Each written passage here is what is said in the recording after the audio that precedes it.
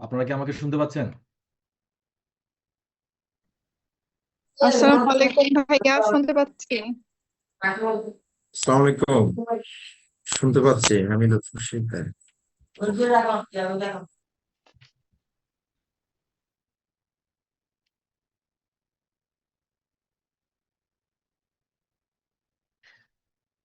Last ক্লাসে মোটামুটি যা পড়ানো হয়েছে আমার মনে হয় সবারই মনে থাকার কথা।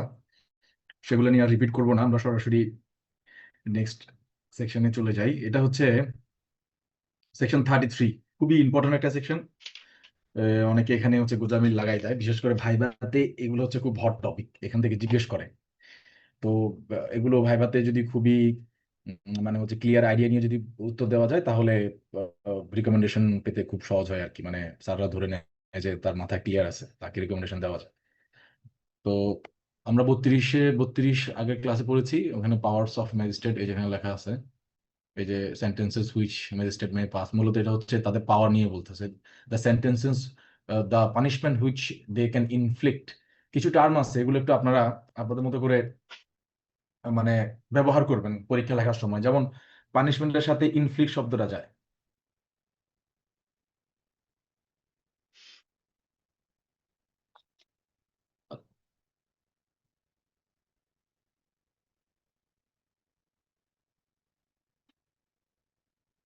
যেমন পানিশমেন্ট যদি কোথাও লেখেন,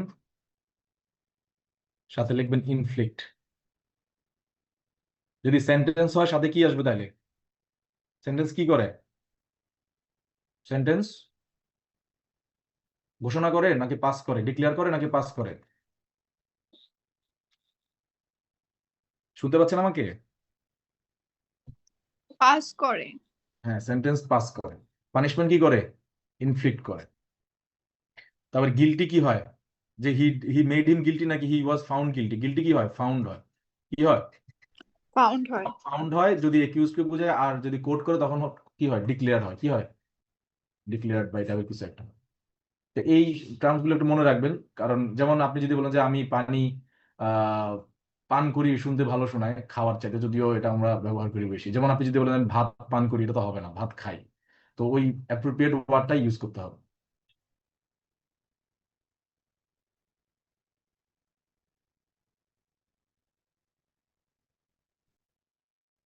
এবার দেখেন বলতেছে 33-এ। 33-এর আগে আমরা একটু উপরে যাই। পাওয়ার অফ ম্যাজিস্ট্রেট, খেয়াল করেন, power of magistrate to sentence to imprisonment in default of fine. আমরা এখন আসবো মানে ডিফল্ট ফাইন। ডিফল্ট ফাইন মানে কি? ডিফল্ট ফাইন মানে হচ্ছে, ডিফল্ট ফাইন বুঝতে হলে আমাদেরকে আগে একটু মানে এই জিনিসগুলো দেখতে হবে। ধরেন আমরা সবাই পেনাল কোড পড়েছি, সেখানে লেখা আছে যে কারাদণ্ড অথবা ফাইন, কারাদণ্ড এবং ফাইন। এই যে ফাইন দেওয়ার যে ব্যাপারটা আছে, ধরেন আপনি কাউকে 1 মাসের সাজা দিলেন এবং আপনি তাকে 1000 টাকা জরিমানা দিলেন বা ফাইন দিলেন। হোয়াট ইফ সে এই ফাইন যদি না দেয়, তখন কি হবে? ধরেন এই ফাইন সে দিল না, তার থেকে উদ্ধার করার কোনো সুযোগ আছে?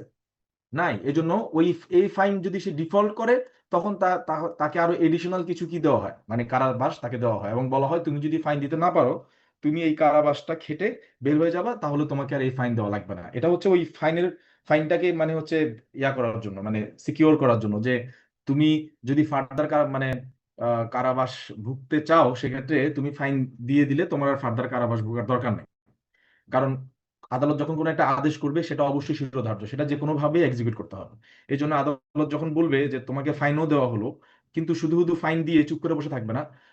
মানে ফাইনটা উদ্ধার করার জন্য কিছু একটা মেকানিজম সাথে লিখে দিতে হবে। কিরকম?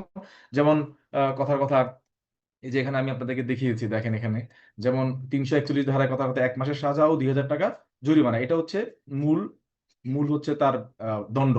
তো এই যে জরিমানাটা হইলো, এখন জরিমানাটা যদি সে না দেয় তাহলে তো সমস্যা। তাহলে গভর্নমেন্ট কিভাবে এটা আদায় করবে? তাহলে সাজাটা কিভাবে সে পুরোপুরি খাটলো? তখন এই পাশে এটা লিখে দিতে হয়, অনাদায়ে 7 দিনের জেল। তাইলে এখন পুরো কমপ্লিট একটা আপনার সেন্টেন্স হয়ে গেল। তো এই জন্য আমি নিচে লিখেছি, যেখানে ফাইন দেখবেন, যেখানে ম্যাজিস্ট্রেট ফাইন লিখবে, সেখানে ফাইনের ডিফল্ট করলে কি হবে সেটাও লিখতে হবে। কি বললাম? যেখানে ফাইন সেখানে ডিফল্ট অফ ফাইন। কি বললাম? যেখানে ফাইন থাকবে সেখানে অনাদায়ে কি সেটাও লিখে দেওয়া থাকবে। যেখানে জরিমানা করা হবে সেখানে অনাদায়ে কতদিনের জেল তাও লিখে দিতে হবে। ধরেন আপনি যদি বললেন যে 1 মাসের সাজা ও 2000 টাকা জরিমানা, এটা কিন্তু কমপ্লিট সেন্টেন্স হয় নাই, এটা কিন্তু ভুল রায় হয়েছে। কারণ আপনি 2,000 টাকা যদি সে না দেয় এরপরে কি, এটা কিন্তু আর লেখেন নাই, তার মানে এটা কিন্তু আপনার কমপ্লিট একটা রায় হইল না। এজন্য যেখানে জরিমানা থাকবে সেখানে কি জরিমানা না দিলে কি হবে সেটাও লিখে দিতে হবে, অর্থাৎ যেখানে ফাইন সেখানে ডিফল্ট অফ ফাইন। তো এখন আমরা এই মানে শাস্তি হিসাবে আমরা মানে দুই ধরনের শাস্তি পাই। একটা হচ্ছে এটাকে বলা হয়, এটাকে আমরা বলবো হচ্ছে সাবস্টেন্টিভ সেন্টেন্স। এটাকে সাবস্টেন্টিভ সেন্টেন্স একটু লিখে রাখেন আপনারা কষ্ট করে, যেখানে মানে সাবস্টেন্টিভ সেন্টেন্স মানে কি, যেমন আমরা পেনাল কোডের অনেকগুলো হচ্ছে ধারা পাই যেখানে লেখা আছে and also liable to be fine, and লেখা আছে না? আপনি কি সেখানে ফাইন ছাড়া শাস্তি দিতে পারবেন? উত্তর দেন। না। যেখানে যেখানে এন্ড আছে সেখানে আপনাকে ফাইনও করতে হবে, আর যেখানে অর আছে সেখানে আপনি কারাবাসও দিতে পারেন অথবা ফাইনও দিতে পারেন। ক্লিয়ার? বুঝা গেছে? বুঝতে জি। পারছেন? ওকে। তার মানে যেখানে আপনি এন্ড বলা আছে সেখানে কারাদণ্ড দিতে হবে, ফাইনও দিতে হবে। এটা এই ফাইন কিন্তু, এই ফাইন কিন্তু কি মূল শাস্তির অংশ, মানে এটাকে বলা হয় সাবস্টেন্টিভ সেন্টেন্স। কি বলে লেখেন? Substantive sentence. এটা কিন্তু এডিশনাল হিসেবে আসে নাই, এটা কিন্তু ডিফল্ট হিসেবে আসে নাই, কিন্তু এটা হচ্ছে মূল শাস্তির অংশ হিসেবে ফাইন। কারণ ওই আপনার ওই মানে অপরাধের শাস্তিতেই বলা আছে যে সে এই একটা পার্টিকুলার সময়ের জন্য সাজা হবে এবং একটা তার জরিমানা হবে। তো জরিমানাটার অ্যামাউন্টটা কোথা থেকে আমরা জানবো জরিমানা কত দিব, জরিমানা কত হাজার টাকা হবে, এটার অ্যামাউন্টটা কোথা থেকে জানবো বলেন তো, ধারাটা বলেন।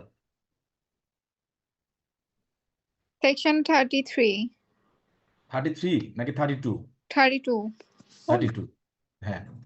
তো আরেকটা হচ্ছে শুধু ফাইন, আরেকটা হচ্ছে কি শুধু ফাইন যদি করে, যেমন যেখানে অর লেখা থাকে অথবা যেখানে শুধু ফাইনের কথা বলা আছে সেখানে ম্যাজিস্ট্রেট যদি ফাইন দেয়, অথবা যেখানে কারাদণ্ডের অপশনই নেই শুধু ফাইনের কথা বলা আছে, সেটা একটা ভিন্ন বিষয়।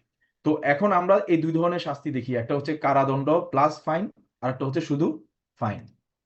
এখন আমরা একটু তো বুঝলাম যে কারাদণ্ড দিল এবং ফাইনও দিবে, যেহেতু এবং বলা আছে এন্ড বলা আছে। আবার যেখানে শুধু ফাইনের কথা বলা আছে সেখানে ম্যাজিস্ট্রেট ফাইন করলো। কথা হচ্ছে এই ফাইনটা যদি সে না দেয়, এই যে আমি লিখলাম এগুলো মূল সাজা, কিন্তু যদি ফাইন না দেয় তাহলে ফাইন কিভাবে উদ্ধার হবে? এটা একটা দারুণ বিষয় না, মানে একটা একটা কিউরিওসিটি জাগে যে ফাইন কিভাবে উদ্ধার হবে। এই ফাইন উদ্ধার করার দরকার নেই, কারণ ফাইনের পরিবর্তে সে জেল খাটবে। এই জন্য লিখে দেওয়া হয় কি অনাদায়ে 7 দিনের জেল। এই যে ফাইনের পরিবর্তে জেল খাটা, এটাকে বলা হয় কি অতিরিক্ত সাজা, এটাকে কি বলা হয়? Additional sentence. সেক্ষেত্রে যদি মানে আপনার ফাইনের পরিমাণটা যদি অনেক বেশি থাকে, মানে 2000-এর উপরে, তাহলে কি 7 দিনই থাকবে? সেটা আমরা সামনে আসতেছি, সেটা আসতেছি, ঠিক আছে। তো এখন যখন কোনো ম্যাজিস্ট্রেট সাবস্টেন্টিভ সেন্টেন্স হিসেবে ফাইন অর্ডার করে, সেটা হোক কারাদণ্ডের সাথে অথবা হোক শুধু ফাইন হিসেবে, তখন সেই ফাইন যদি না দেয় তাহলে সে ফাইন না দেওয়ার কারণে তার কি হবে? ফাইন ডিফল্ট করার কারণে কি হবে? এটাকে বলা হয় ফাইন যদি না দেয় এটাকে কি বলা হয়? ডিফল্ট বলে। কি বলে? Default of fine. তখন তার কি হবে? কারাবাস হবে। এই কারাবাসটা কেমন হবে এটা নিয়ে হচ্ছে আমাদের 33 আলোচনা। 33 ধারাটা অনেকের কাছে খুব কনফিউজিং লাগে, আমি অনেকজনকে আমাকে প্রশ্ন করতে দেখছি। আজকে একটু মনোযোগ দিয়ে শুনবেন, কারণ কিছু কিছু ধারা থাকে যেগুলো আমরা কখনো টাচ করি না, পরে সারা জীবনই কনফিউশন কাজ করে। তো হোপফুলি এই ধারাটা আজকে আপনাদের কনফিউশন দূর করে দিবে, একটু মনোযোগ দিয়ে শুনবেন। তাহলে আমরা উপর থেকে ক্লিয়ার হয়ে আসলাম যে ম্যাজিস্ট্রেট দুই ধরনের সাজা দিতে পারে, একটা হচ্ছে কারাবাস প্লাস মানে এবং ফাইন, আর একটা হচ্ছে শুধু ফাইন। হুম। তো এই ফাইনটা যখন কোনো আসামি না দেয় তখন তাকে আরো অতিরিক্ত কারাবাস থাকতে হয়। এখন এই কারাবাসের অ্যামাউন্টটা কেমন হবে সেটাই আলোচনা করতেছে 33-এ। ক্লিয়ার? বুঝা গেছে? বুঝতে পারছেন সবাই? জি। যে ডিফল্ট ফাইনের কারাবাসের পরিমাণ, মানে কেউ যদি ফাইন না দেয় তাহলে ফাইন মানে জরিমানা অনাদায়ে তার যে সাজা হবে সেই সাজার পরিমাণটা কেমন হবে সেটা নিয়েই আলোচনা করতেছে 33-এ।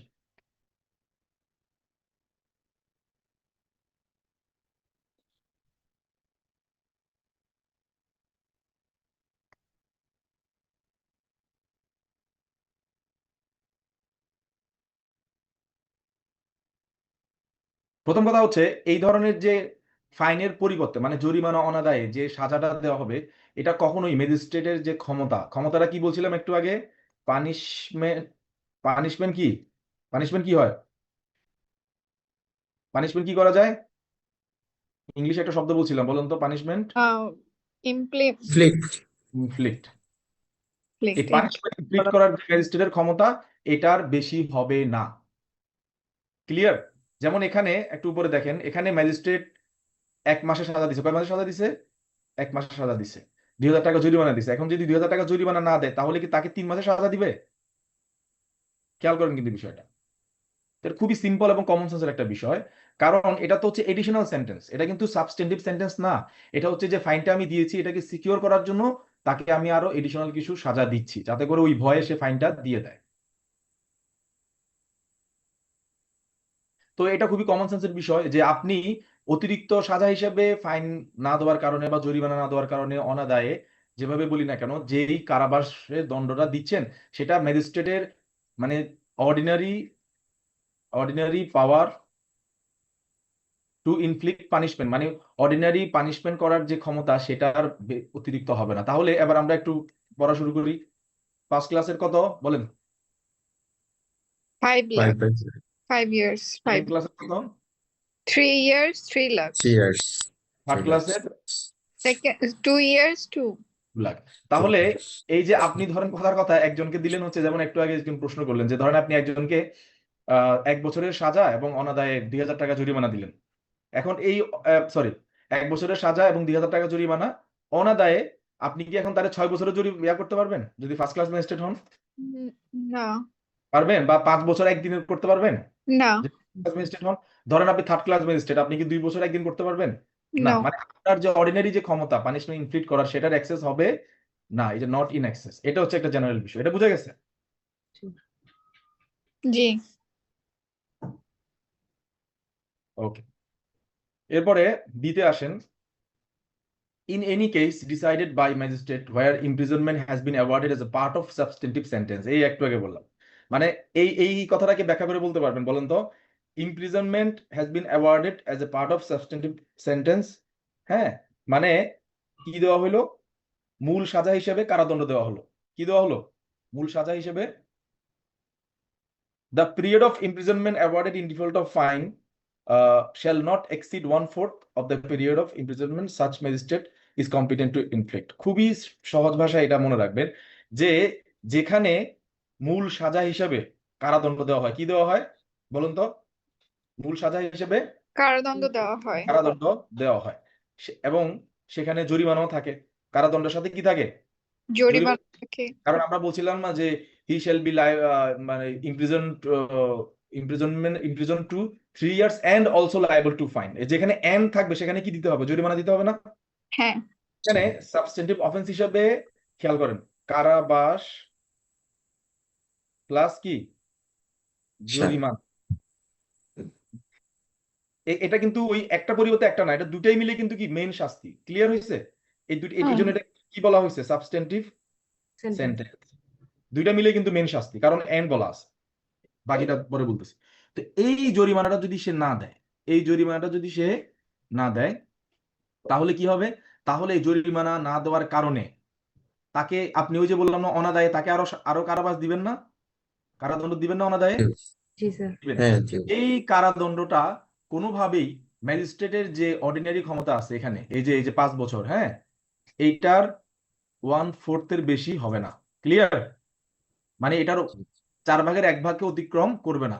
তাহলে কথা ফার্স্ট ক্লাস ম্যাজিস্ট্রেটের যদি আপনারা একটু ক্যালকুলেটর নেন এখন, ফার্স্ট ক্লাস ম্যাজিস্ট্রেটের যদি 5 বছর ক্ষমতা থাকে মানে কারাদণ্ড দেওয়ার, তাহলে 1/4 কত হয়? দেখি ম্যাথ থেকে ভালো আছেন, একটু বাইর করে দেন। 1 বছর 3 মাস। হ্যাঁ, 5 বছর 1 বছর 3 মাস। 1 বছর 3 মাস, রাইট। তার মানে আপনি যদি ফার্স্ট ক্লাস ম্যাজিস্ট্রেট হন, আপনি কোনোভাবেই ফাইন মানে জরিমানা অনাদায়ে যে কারাবাসটা দিবেন, সেটা কোনোভাবেই 1 বছর 3 মাসের বেশি ক্রস করতে হলে করেন তো লিয়া, 3 বছরকে 1/4 করেন, 9 মাস। কত হয়? 9 মাস করে 9 মাস। নয়। আর যদি সে হুম, থার্ড ক্লাস ম্যাজিস্ট্রেট হয়, তাহলে জরিমানা অনাদায়ের যে কারাবাস, সেটা কত হবে? কত থাকতে হবে? 1/4 6 মাস। 6 মাস, হ্যাঁ 6 মাসের মধ্যে থার্ড থাকতে হবে। ক্লাসে 6 মাস 6 মাসের মধ্যে থাকতে হয়। এবার বোঝা গেছে এটা হচ্ছে কোন ক্ষেত্রে, এই যে হিসাবটা কোন ক্ষেত্রে করবো 1/4 হিসাবটা, যেখানে সাবস্টেন্টিভ অফেন্স হিসেবে কি দেওয়া হয়, কারাদণ্ড দেওয়া হয়, কি দেওয়া হয়, কারাদণ্ড। কারাদণ্ড। এবার আসি যেখানে শুধুমাত্র ফাইন হয়, মজার বিষয় না, যেখানে শুধু ফাইন দিচ্ছে, কি দিচ্ছে, শুধু জরিমানা। এরকম ধারা আছে না, যেমন 323-এ শুধু জরিমানা করা যায় না, 323-এ শুধু জরিমানা করা যায় না, 1000 টাকা জরিমানা করা যায় না, হ্যাঁ অর ফাইন লেখা আছে না? তো শুধু যেখানে শুধু জরিমানা হবে, কোনো কারাদণ্ড হবে না, সেখানে কি এটা অ্যাপ্লাই হবে 1/4-টা? না, সেখানে কি অ্যাপ্লাই হবে, সেখানে অ্যাপ্লাই হবে স্কেল। কি স্কেল? এই স্কেল কোথায় বলা আছে? 67-তে। কোথায় বলা আছে? 67। কিসের 67? পেনাল কোডের। কিসের? পেনাল কোডের। এই স্কেলটা কি? খুবই সিম্পল, খুবই সহজ, বেশি মাথা ঘামানোর কোনো দরকার নাই। স্কেলটা হচ্ছে যদি 50 টাকার নিচে হয়, কি বললাম, কি বললাম, এই যে নিচে মাইনাস 50 টাকার নিচে হইলে সর্বোচ্চ, 2 সর্বোচ্চ মাস। কত? 2 মাস। তার 2 মানে আপনি সর্বোচ্চ 2 মাস মানে কি, আপনি একদিনও দিতে পারেন, 2 দিনও দিতে পারেন, আবার চাইলে হাইয়েস্ট 2 মাসও দিতে পারে। পারেন। যদি 100 টাকার নিচে হয়, মানে 50 প্লাস আবার 100 টাকার নিচে, তখন সর্বোচ্চ 4 4 মাস। মাস। আর যদি এর বাইরে মানে 100 প্লাস, সেটা হতে পারে 10,000, হতে পারে 5,000, হতে পারে 2,000, যাই হোক, সেক্ষেত্রে 6 মাসের বেশি হবে না। না। ক্লিয়ার? বুঝা গেছে? তাহলে এখন আমাকে কেউ একজন বলেন, খুব সূক্ষ্ম বিষয় কিন্তু।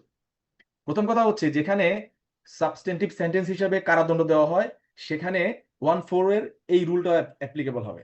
আর যেখানে শুধু ফাইন দেওয়া হয়, সেখানে এই স্কেলটা অ্যাপ্লিকেবল হবে। ক্লিয়ার? বুঝা গেছে? জি। জি। 1/4 এর এটা কিন্তু আসছে পেনাল কোড থেকে, আর এই স্কেলটাও আসছে পেনাল কোড থেকে, 67 থেকে। তাহলে 1/4 এর যে 1/4 এর যে বিষয়টা, এটা হবে কোন সেন্টেন্সের ক্ষেত্রে? যেখানে, যেখানে কি, শুধু শুধুমাত্র যেখানে শুধু সাজা কারাদণ্ড, দেওয়া, কারাদণ্ড। কারাদণ্ড দেওয়া হয়। আর যেখানে শুধু ফাইন হয়, সেখানে কি হবে, এই স্কেল। ক্লিয়ার? বুঝা গেছে? অনেকে অনেকে এখানে একটু বিভ্রান্ত হয়ে যান, যে 65 তো বলা আছে ওই ওই পানিশ, মানে ওই অপরাধের পানিশ সর্বোচ্চ সাজার 1/4, কিন্তু ওইটাকে আরো ব্যাখ্যা করতেছে হচ্ছে সিআরপিসি। এই ধারাতে বলা হচ্ছে যে such magistrate is competent two inflict. তো আমাদের ম্যাজিস্ট্রেট সাহেব, এই মানে ম্যাজিস্ট্রেট সাহেবরা, এই যে first class, second class, third class, ওনারা কত পারেন সেটা তো অলরেডি 32-এ বলে দিছে না? ধরেন কথার কথা, আপনার একটা ধারা বলেন তো, যেখানে 7 বছরের সাজা আছে।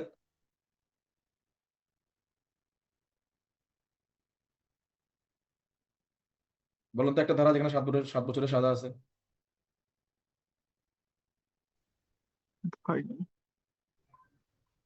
ধরেন এটা হচ্ছে 452। হ্যাঁ, 452 হচ্ছে কেউ যদি চুরির উদ্দেশ্যে হাউস ট্রেসপাস করে, তাহলে 7 বছরের সাজা। তো আমাদের ফার্স্ট ক্লাস ম্যাজিস্ট্রেট সাহেবের ক্ষমতা কত, কত বছর দেওয়ার? 5 বছর। তাহলে উনি যদি এখন এখানে জরিমানা করেন, হ্যাঁ, এখন এখানে এখানে কিন্তু জরিমানা করতে হবে, এন বলা আছে। তাহলে উনি যে জরিমানাটা করবেন, এবং সেই জরিমানা অনাদায়ের যে কারাবাসের হিসাবটা আসবে, এটা কি 7 বছর ধরে হবে নাকি 5 বছর ধরে হবে? 5 5 বছর ধরে হবে। 5 বছরই ভাই। ভেরি গুড, 5 বছর ধরে হবে। কারণ আমরা ম্যাজিস্ট্রেটের অর্ডিনারি পাওয়ার নিয়ে কথা বলবো, আমরা পানিশমেন্ট, মানে ওই অপরাধের হাইয়েস্ট পানিশমেন্ট নিয়ে 1/4 হিসাব করব না। তো হোপফুলি এটা আপনারা বুঝতে পারছেন সবাই। 4 বছর দিলেও কি সেম? হ্যাঁ হ্যাঁ, যদি পানিশমেন্ট 4 বছর দেয়, সেক্ষেত্রে 3 বছর দেয়।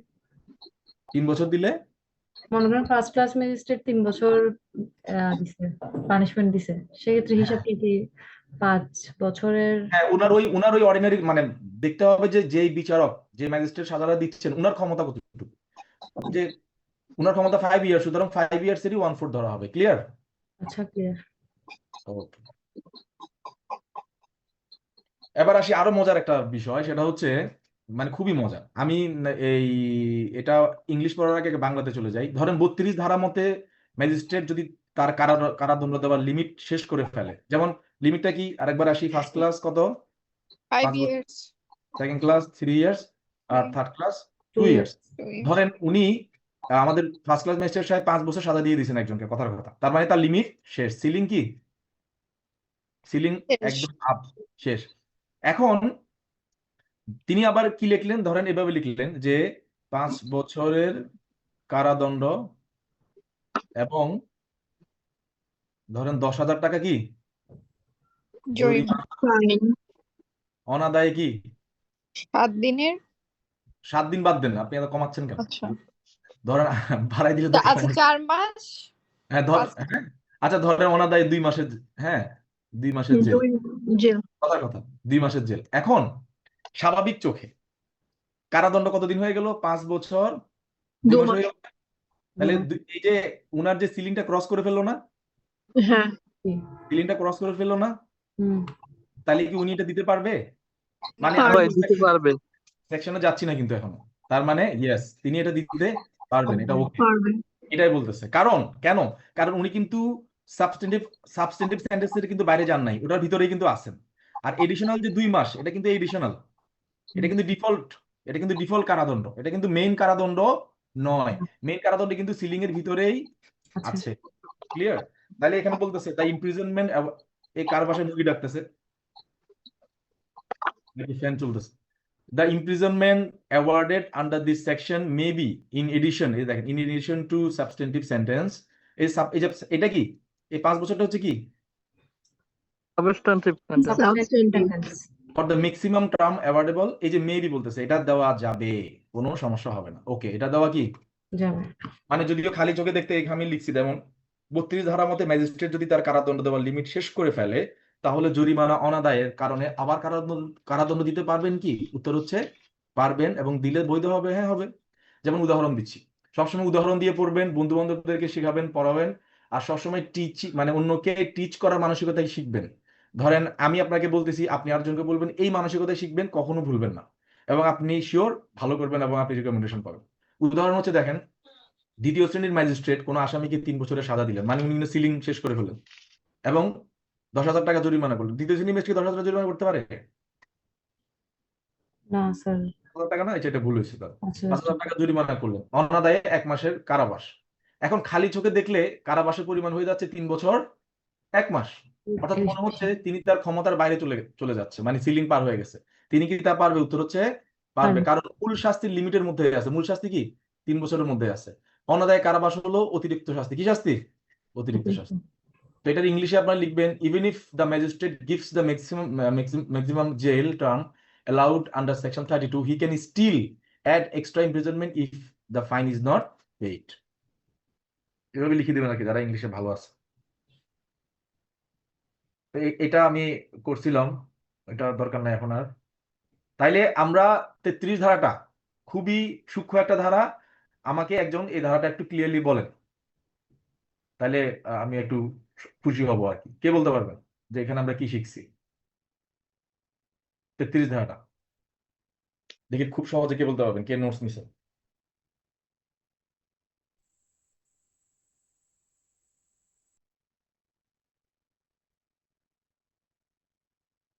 লিয়া বলতে পারবেন?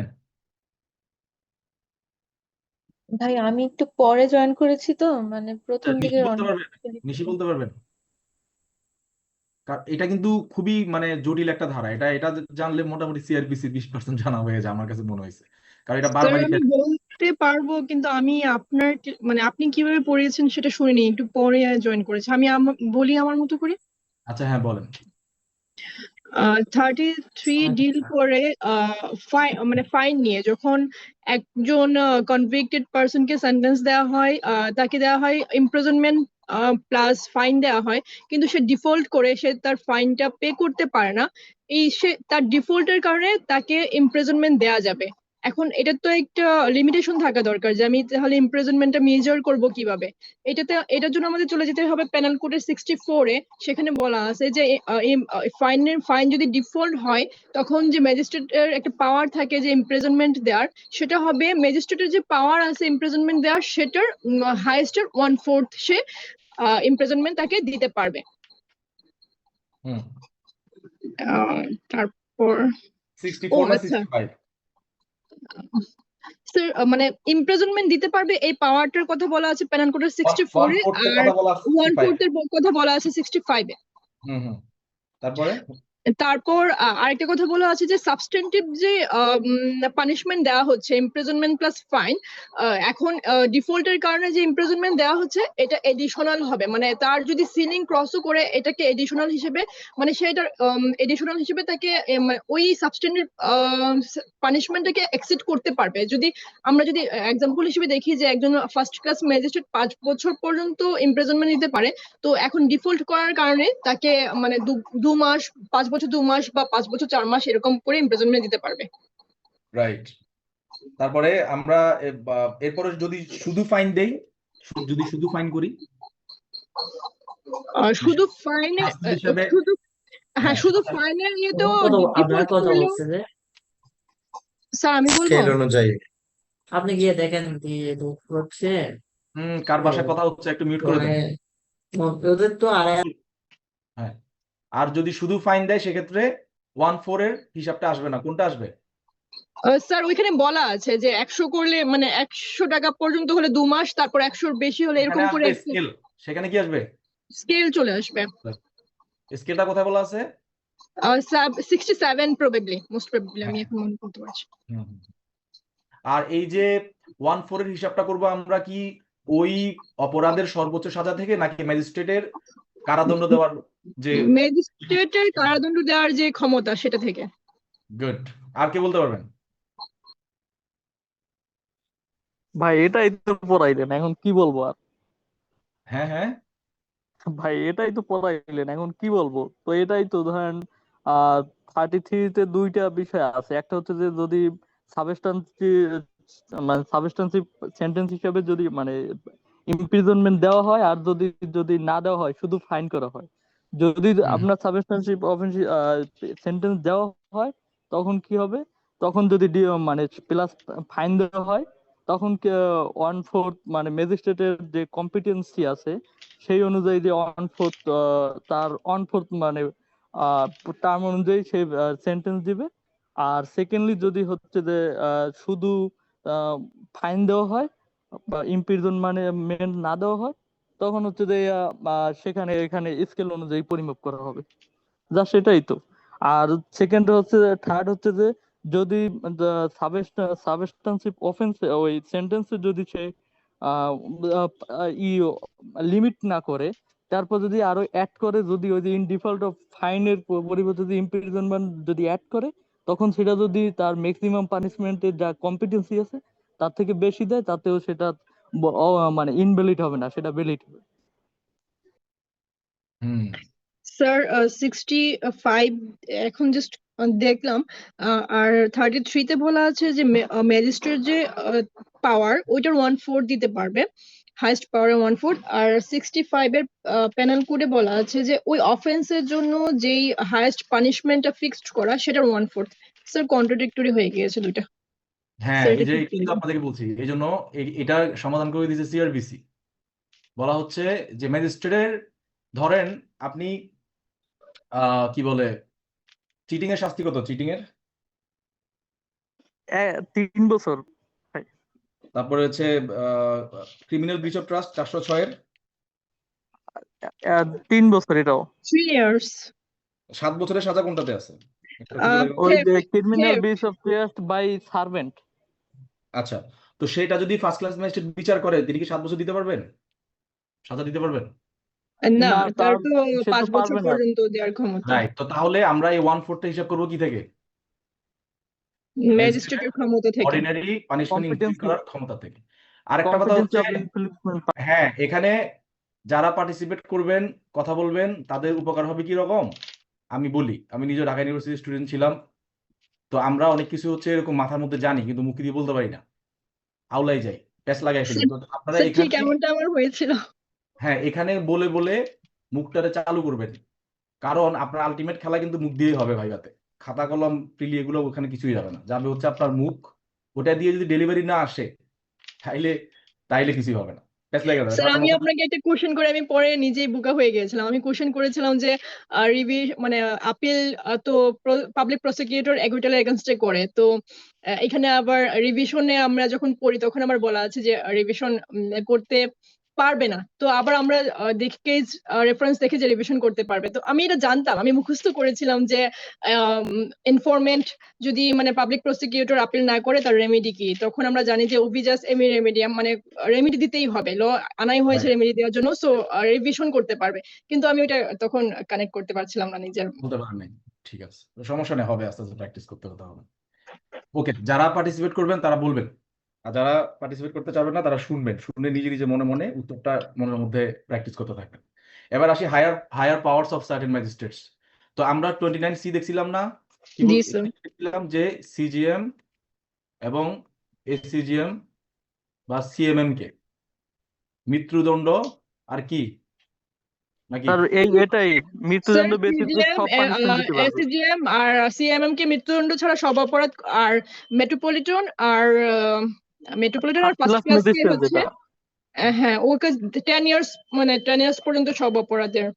ওকে, তো এটা হচ্ছে ওনাদেরকে ওখানে আমরা একটা কি, এই যে দেখেন 29C কি বলছি, আমরা যেসব ম্যাজিস্ট্রেট শাস্তির ক্ষমতা বাড়ানোর কথা বলা আছে, মানে এই ধরনের ম্যাজিস্ট্রেটদেরকে অতিরিক্ত বা বেশি পরিমাণ শাস্তি দেওয়ার ক্ষমতা সরকার চাইলে দিতে পারে। এটা কত আন্ডারে?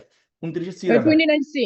হ্যাযাঁ, আপনারা শুধু সেকেন্ড শিডিউল পড়লে হবে না, থার্ড শিডিউল, ফোর্থ শিডিউলও যাবেন, সেখানে অনেক ক্ষমতা আছে, অর্ডিনারি ক্ষমতা, স্পেশাল ক্ষমতা, এবং সেখানে 29C এর কথা বলা আছে। হোয়েনেভার government is empowering some magistrates, আপনাদের কাছে মনে হতে পারে এটা কেমনে, এটা তো এখানে নাই, উন্নত 32-এর আওতায় এটা চলে না, চলে, এই ধারাটা এখানে ঢুকাই দেওয়া আছে। সেই এম্পাওয়ারমেন্টের কিটা হচ্ছে 29C। তো কিন্তু 33-এর এতে এসে বলতেছে লিমিট দাও, লাগাম দাও, কি দাও? লাগাম দাও। লিমিট করে দেওয়া হয়েছে হ্যাঁ, সেটা কত? 7। 7 ইয়ার্স। ঠিক আছে, তো যদি এরকম এম্পাওয়ার্ড হয় তারপরও তারা 7 বছরের বেশি যাইতে পারবে না। পারবে ক্লিয়ার? না। ক্লিয়ার হয়েছে? ধরেন আপনি 29-এর C-তে এম্পাওয়ার্ড হলেন, 307-এর বিচার করবেন, এটা শাস্তি কত হাইয়েস্ট? 10 বছর। 307 মানে কি? Attempt to murder, highest Murder। Punishment 10 years. 10। আপনি কি 10 দিতে পারবেন? পারবো না, 7। আপনি কততে? আপনি কে? ফার্স্ট ক্লাস ম্যাজিস্ট্রেট হইলে, ঠিক আছে। তো সিজিএম কি? CGM first class. First class, উনিও কিন্তু 7 বছরের বাইরে যাইতে পারবে না। 33-এ বোঝা গেছে? জি স্যার। স্যার একবার রিপিট করেন। আচ্ছা, আমরা 29-এর C-তে বলছিলাম যে কিছু সার্টেন ম্যাজিস্ট্রেটকে অতিরিক্ত শাস্তি বা বেশি শাস্তি দেওয়ার ক্ষমতা দেওয়া যায়। তারা কারা? CGM, ACGM, CMM, MM, first class magistrate এরা। তো সিজিএম, এসিএমএম এবং এমএম এরা হচ্ছে যেহেতু একই ক্যাটাগরির অফিসার, এবং হ্যাঁ, তো তারা মৃত্যুদণ্ড ছাড়া যে কোনো ধরনের অপরাধের শাস্তির অপরাধের বিচার করার জন্য তাদেরকে ক্ষমতা দেওয়া যেতে পারে। আর এমএম, ফার্স্ট ক্লাস ম্যাজিস্ট্রেট এবং সিনিয়র জুডিশিয়াল ম্যাজিস্ট্রেটদেরকে 10 ইয়ার্স পর্যন্ত যে কোনো ধরনের অপরাধের বিচার করার জন্য ক্ষমতা দেওয়া যেতে পারে। এই তো ক্ষমতা আমরা দিলাম বিচার করার, কিন্তু শাস্তি কত দিতে পারবে তারা সেটা বলা আছে কোথায়? 33-এর এতে কত দিতে পারবে তারা? 7 হাইয়েস্ট ইয়ার্স। 7 ইয়ার্স, কোনোভাবেই 7 ইয়ার্স ক্রস করতে পারবে না। বুঝা গেছে? আর যদি মনে হয় যে 7 ইয়ার্স এর বেশি পানিশমেন্ট ওকে দেওয়া উচিত, তাহলে ট্রান্সফার করে দিবে 349 এর আন্ডার। 349, 347 দুইটাই আছে ওখানে। 347 হচ্ছে কার জন্য? ফার্স্ট ক্লাস ম্যাজিস্ট্রেটের জন্য, আর 349 হচ্ছে সেকেন্ড ক্লাস এবং থার্ড ক্লাস ম্যাজিস্ট্রেটের জন্য। আচ্ছা।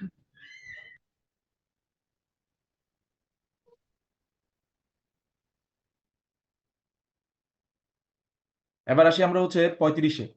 এটা ওই যে বললাম না 3-4টা ধারা আছে, এগুলো যেগুলা আমরা মানে খুবই প্যাচ লাগাই ফেলি আর কি। বলা করতে হবে।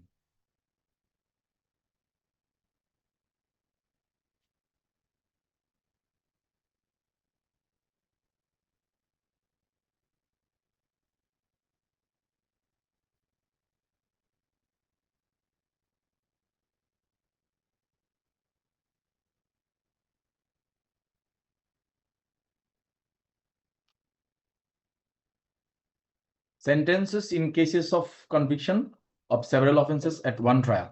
একটা ট্রায়াল হচ্ছে, এক ট্রায়াল, হ্যাঁ খেয়াল করেন, একটা ট্রায়াল মানে একটা কোর্টে বিচার, মানে একই ট্রায়ালে তার বিচার হচ্ছে। তো সেখানে ম্যাক্সিমাম টার্ম অফ পানিশমেন্টটা কেমন হবে? সেভারাল অফেন্স হয়েছে, খেয়াল করেন, এগুলো একটু শুরুতে লিখতে হবে। ট্রায়াল একটা, অপরাধ অনেক, 7। তাহলে এখানে অবশ্যই পানিশমেন্ট বাড়বে। তাহলে ম্যাক্সিমাম টার্মটা কেমন হবে এটা হচ্ছে আমাদের এখানে পড়া। হেমায়েত, হেমায়েত কই? সরি, হেমায়েত না, সরি, ইয়ামিন, হ্যাঁ ভাই, আমি আছি। এটা বলতে পারবা? ভাই, ম্যাক্সিমাম টার্ম অফ পানিশমেন্ট এটা আমার মেবি ওই 71 পেনাল কোড এইটার মতো মনে হয়। বলো। উম, হ্যাঁ ভাই, এটা ওই যেটা হচ্ছে যে ভিন্ন ভিন্ন অপরাধের জন্য যে সাজা হতে পারে সেক্ষেত্রে আপনার, ভাই আমার মনে নাই। আচ্ছা, তাইলে ওই যে বললাম না, প্র্যাকটিসটা করে নিবা। তাইলে আমি বলে দিচ্ছি, সেটা হচ্ছে ধরো 35-এর A, 35-এর 1। আমরা এগুলো সব বাসায় গিয়ে পড়লেও হবে, কিন্তু বাংলাটাতে একটু আসে। একই ট্রায়ালে ভিন্ন ভিন্ন অপরাধের আলাদা আলাদা সাজা হতে পারে। কি বলছি? একই ট্রায়ালে ভিন্ন ভিন্ন অপরাধের আলাদা আলাদা সাজা হতে পারে, এবং এসব সাজা মানে ধরেন আপনি কথা কথা 420-এ হচ্ছে সাজা হচ্ছে, 379-এ সাজা হচ্ছে, তারপরে আবার আপনি তারে মারছেন 323, 420 হচ্ছে চিটিং, 379 হচ্ছে চুরি, 323 হচ্ছে সাধারণ জখম। তো এখানে তিনটা অপরাধ হয়েছে না? ভিন্ন ভিন্ন অপরাধ হয়েছে না? হয়েছে কি না? জি জি ভাই। তো এটার জন্য আলাদা আলাদা সাজা হবে না? এখানে ধরেন 2 বছর, এখানে ধরেন 1 বছর, এখানে ধরেন 6 মাস দেওয়া যেতে পারে কিনা? পারে। পারি স্যার। এটা এখানে বলা হচ্ছে when a person is convicted, খেয়াল করেন, when a person is convicted at one trial, একটা ট্রায়াল হচ্ছে মানে একটা ট্রায়াল মানে একটা কোর্টে বিচার হচ্ছে, for 2 or more offenses। এই যে একটা অফেন্স 420-এর একটা অফেন্স, 379-এর একটা অফেন্স, 323-এর একটা অফেন্স, দ্য কোর্ট মে, 71 ধারার বিধান সাপেক্ষে এটা আমি আলোচনা করব, ফর সাচ অফেন্সেস, এই 3 ধরনের অপরাধের জন্য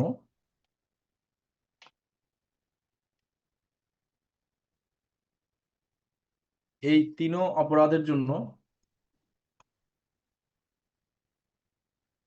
কি করতে পারে? সেভারাল পানিশমেন্ট দিতে পারে। ঠিক আছে? তো such punishment when consisting of imprisonment, আচ্ছা দিতে পারে। এবং সেগুলো এখন প্রশ্ন হচ্ছে যে ভাইয়া 420-এ 2 বছর দিল, 379-তে 1 বছর দিল, 323-এ 6 মাস দিল, এগুলা কি একসাথে চলবে নাকি একের পর এক চলবে? কমন সেন্স কি বলে বলুন তো, ইয়ামিন বলুন। কনসিকিউটিভলি একটার পর আরেকটা চলবে।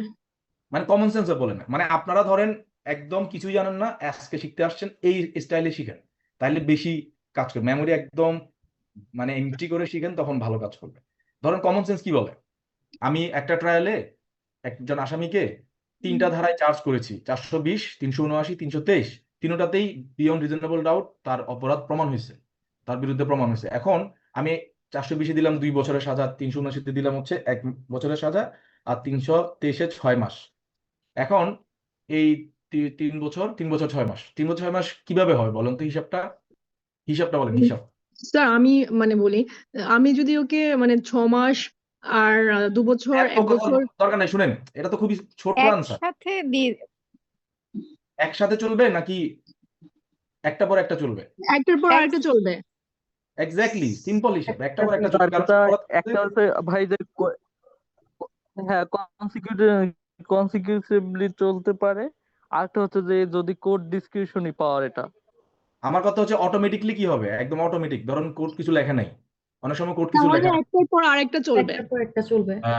সেটাই, এইটাই বলতেছে, আনলেস দ্য কোর্ট ডাইরেক্টস। তার মানে এটা কিন্তু ভাইবাতে ধরে। আমাদের কিছু পণ্ডিত আছে বলে যে স্যার ম্যাজিস্ট্রেট চাইলে দুভাবে দিতে পারে, কনকারেন্ট, কনসিকিউটিভ। তখন তারা ধরে, কোথায় লেখা আছে আপনার দিতে পারে 2 ধরনের? একটা অটোমেটিক্যালি যাবে, একটা পর একটা আসতে থাকবে, আনলেস ম্যাজিস্ট্রেট মন মন চাইলো না, লিখলো না, বলে যে আমি লিখবো না, আমি কনকারেন্টলি হবে কিনা এটা আমি লিখি নাই আদেশে। তার মানে কি হবে, অনেক সময় কনসিকিউটিভলি হবে। জেলার ম্যাজিস্ট্রেটকে ফোন দেয়, স্যার এই সাজা কি একটা পর একটা হবে? তো ম্যাজিস্ট্রেট বলে কি, ভাই আপনি তো সিপিসি পড়েন নাই, ঠিক আছে তাহলে আমার থেকে শুনেন। সেটা হচ্ছে আমি তো লিখি নাই যে কনকারেন্টলি হবে, তার মানে কি হবে? কনসিকিউটিভলি হবে।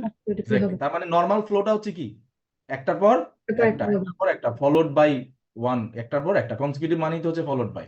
আর হুম। যদি ম্যাজিস্ট্রেট সাহেব যদি একটু দয়া পরবশ হয়ে মনে করে যে না ঠিক আছে একসাথে চলবে, একসাথে চলবে। কিন্তু যদি এটা না লিখে দেয়, এই দেখো অনেকেই এই ছোট্ট জিনিসটা স্কিপ করে যায়, মানে যারা স্টেনো যারা আছে বা যারা রায় লিখেন তারা, যে এই কথাটা না লেখার মাধ্যমে ওই লোকটা একটা পর একটা সাজা খাটতেছে, অথচ সে চাইলে কিন্তু 36 মাস একসাথে খেটে ফেলতে পারে। সরি, 36 মাস না, মানে সে চাইলে 2 বছর খেটে বেরিয়ে যেতে পারতো, কিন্তু এখন খাটতেছে কত মাস? 3 বছর 6 মাস। 3 বছর 6 মাস খাটতেছে, কারণ বাকিগুলো 2 এর ভিতরে না। সে হুম। যদি সে যদি কনকারেন্টলি চলতো তাহলে 2 বছর খেটেই কিন্তু সে বের হয়ে যেতে পারতো, হ্যাঁ, বের হয়ে যেতে পারতো, কারণ ওই 1 বছর 6 মাস এটার ভেতরেই চলে আসে। চলে আসে, রাইট। এখন তো বেচারা ধরা খাইলো। বুঝা গেছে ইয়ামিন? ভাই কাহিনী হচ্ছে আমাদের যে ক্লাস নেয় উনি হচ্ছে ডক্টর আবুল হাসানাত স্যার, ওই যে আইন মন্ত্রণালয় আছে নাকি আমাদের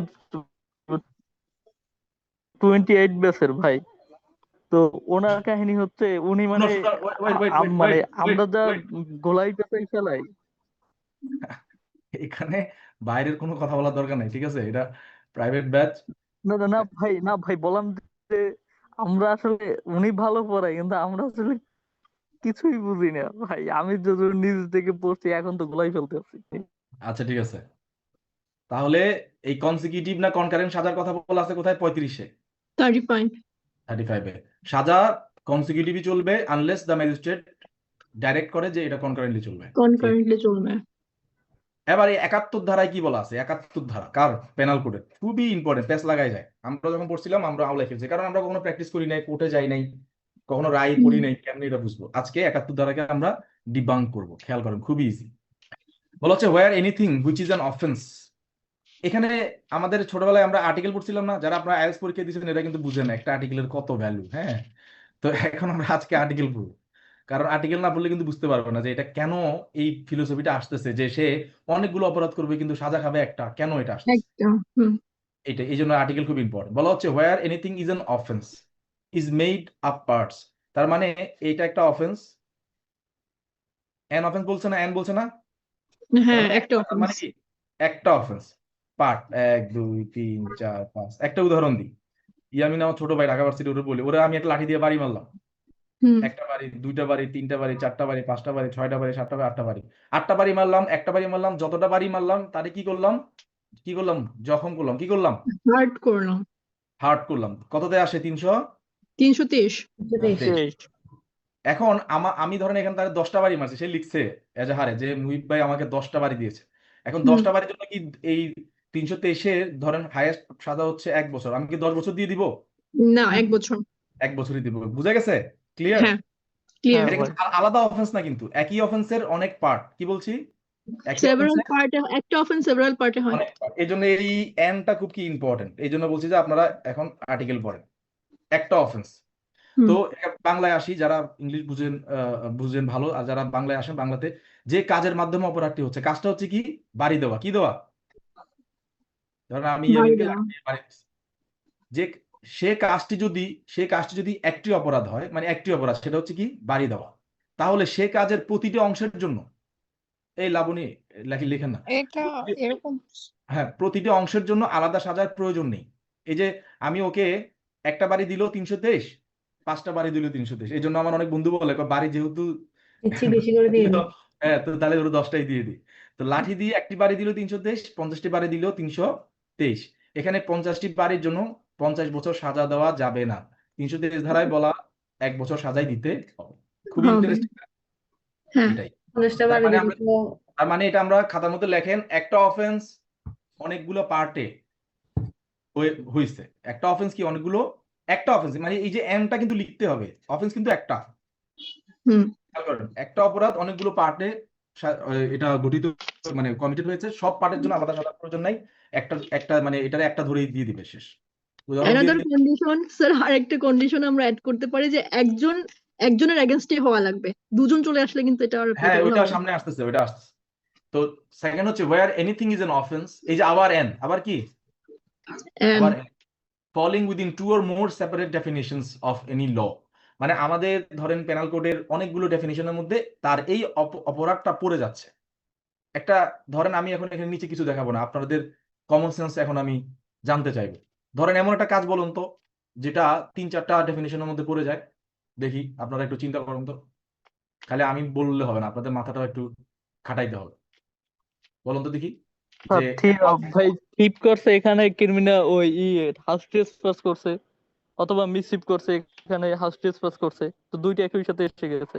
গুড, ভেরি গুড। চুরি করছে, চুরি করতে গিয়ে এক্সটর্শন করে ফেলাইছে, এক্সটর্শন করতে গিয়ে রবারি করে ফেলছে। হ্যাঁ, 390 তো বলাই আছে। কি বলা আছে? যে রবারির ভিতরে অলওয়েজ থেফট এবং এক্সটর্শন থাকে। তার মানে একই অপরাধ 3-4টা ডেফিনিশনের মধ্যে পড়ে যাচ্ছে। কি একই অপরাধ, একই মানে কি এন, একই মানে কি এন। আপনারা বলতে পারেন যে ভাইয়া 3-4টা অপরাধ হচ্ছে তাহলে একটা সাজা কেন হবে? না, অপরাধ কিন্তু আলটিমেটলি হচ্ছে কয়টা? একটা। এই জন্য এই যে এন্টারে আমি বারবার আপনাদেরকে দেখাচ্ছি, কারণ আমাদের আইন প্রণেতারা বা কোর্ট কাচারি এতটাই হচ্ছে মানে অবুঝ না যে সে 10টা অপরাধ করবে সে একটা সাজা পাবে, এরকম না। ডিফারেন্ট অফেন্স করবে ডিফারেন্ট সাজা পাবে। বাট যদি একটা অপরাধ হয় কিন্তু সেটা ওই যে উপরে যেটা দেখাইলাম অনেকগুলো পার্টে আসছে বা অনেকগুলো ডেফিনেশনের মধ্যে পড়ে, বাট অপরাধ একটা, সেক্ষেত্রে তারা সাজা একটাতে দিতে হবে। যদি তারা সবগুলোতে সাজা দেন আলাদা আলাদা ভাবে ধরে, আলাদা ভাবে সংজ্ঞায়িত করে, তাহলে এটা তার জন্য তার সাথে অবিচার করা হয়। তো এবার আমরা ঠিক এখানে চলে আসি, ইংলিশটা একটু আমরা পড়ি যে an offense falling within two or more separate definitions of any law in force for the time being, মানে এক্ষেত্রেও কি তাকে, যে নিচে যে আসছে এক্ষেত্রে তাকে একটার বেশি সাজা দেওয়া যাবে না, মানে যে কোনো একটাতেই দিতে হবে। বুঝা গেছে? আবার আমি উদাহরণে চলে যাই, 379-তে সে থেফট, 300 ধরেন আমি ইয়ামিনের ফোনটা জোর করে নিয়ে চলে গেলাম, হ্যাঁ ইয়ামিনের ফোনটা জোর করে নিয়ে চলে গেলাম, তাহলে এটা থেফটের মধ্যে পড়ে না? পড়ে কিনা? হ্যাঁ হ্যাঁ পরে পড়ে। যদি আমি ওর নেওয়ার সময় যদি ওর মাথা বরাবর যদি একটা বন্দুক ধরি, হ্যাঁ, বা ওকে যদি আমি ভয় ভীতি দেখাই, তাহলে এটা কিসের মধ্যে পড়ে? এক্সটর্শন। এক্সটর্শনের মধ্যে পড়ে। তারপরে এই থেফট এবং এক্সটর্শন, এবং তাকে যদি আমি আর মরণাস্ত্র দিয়ে লোকজন নিয়ে গিয়ে ধরি, তো ওখানে এটা রবারির মধ্যে পড়ে না? রবারি। ইয়েস হ্যাঁ তাহলে একটা কাজ থেফটের মধ্যে পড়তেছে, এক্সটর্শনের মধ্যে পড়তেছে, আবার কিসের মধ্যে পড়তেছে? করতেছে। রবারির মধ্যে পড়তেছে। মানে কাজ কিন্তু একটাই, সেটা হচ্ছে কি মোবাইল ছিনিয়ে নিচ্ছে।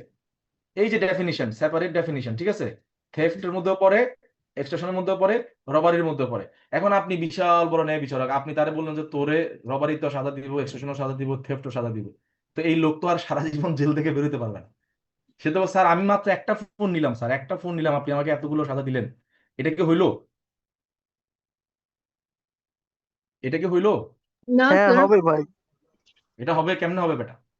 না হবে না। এটা হবে, এখানে সাজা হবে যে কোনো একটাতে, যে কোনো কি একটাতে, যেটা সিভিয়ার। আমি যদি দেখি যে এখানে রবারি ইনগ্রেডিয়েন্টস আছে, এক্সটর্শনের ইনগ্রেডিয়েন্টস আছে, থেফটের ইনগ্রেডিয়েন্টস আছে, আমি কোনটাতে সাজা দিব? রবারি। যেটা প্রুভ হবে আমি জাস্ট ওইটাতেই সাজা দিব। ওই তো আমি তো সেটাই বলতেছি, যেটা প্রমাণিত হবে এবং যেটা হাইয়েস্ট সিভিয়ার ওইটাতে আমি তাকে সাজা দিব, বাকিগুলোতে সাজা দেওয়ার দরকার নাই। নেই। উদাহরণটা একটু দেখেন। ভাই ভাই বা যে ক্ষেত্রে এদের তো মানে মাধ্যমে আলাদা চার্জ গঠন করা যাবে।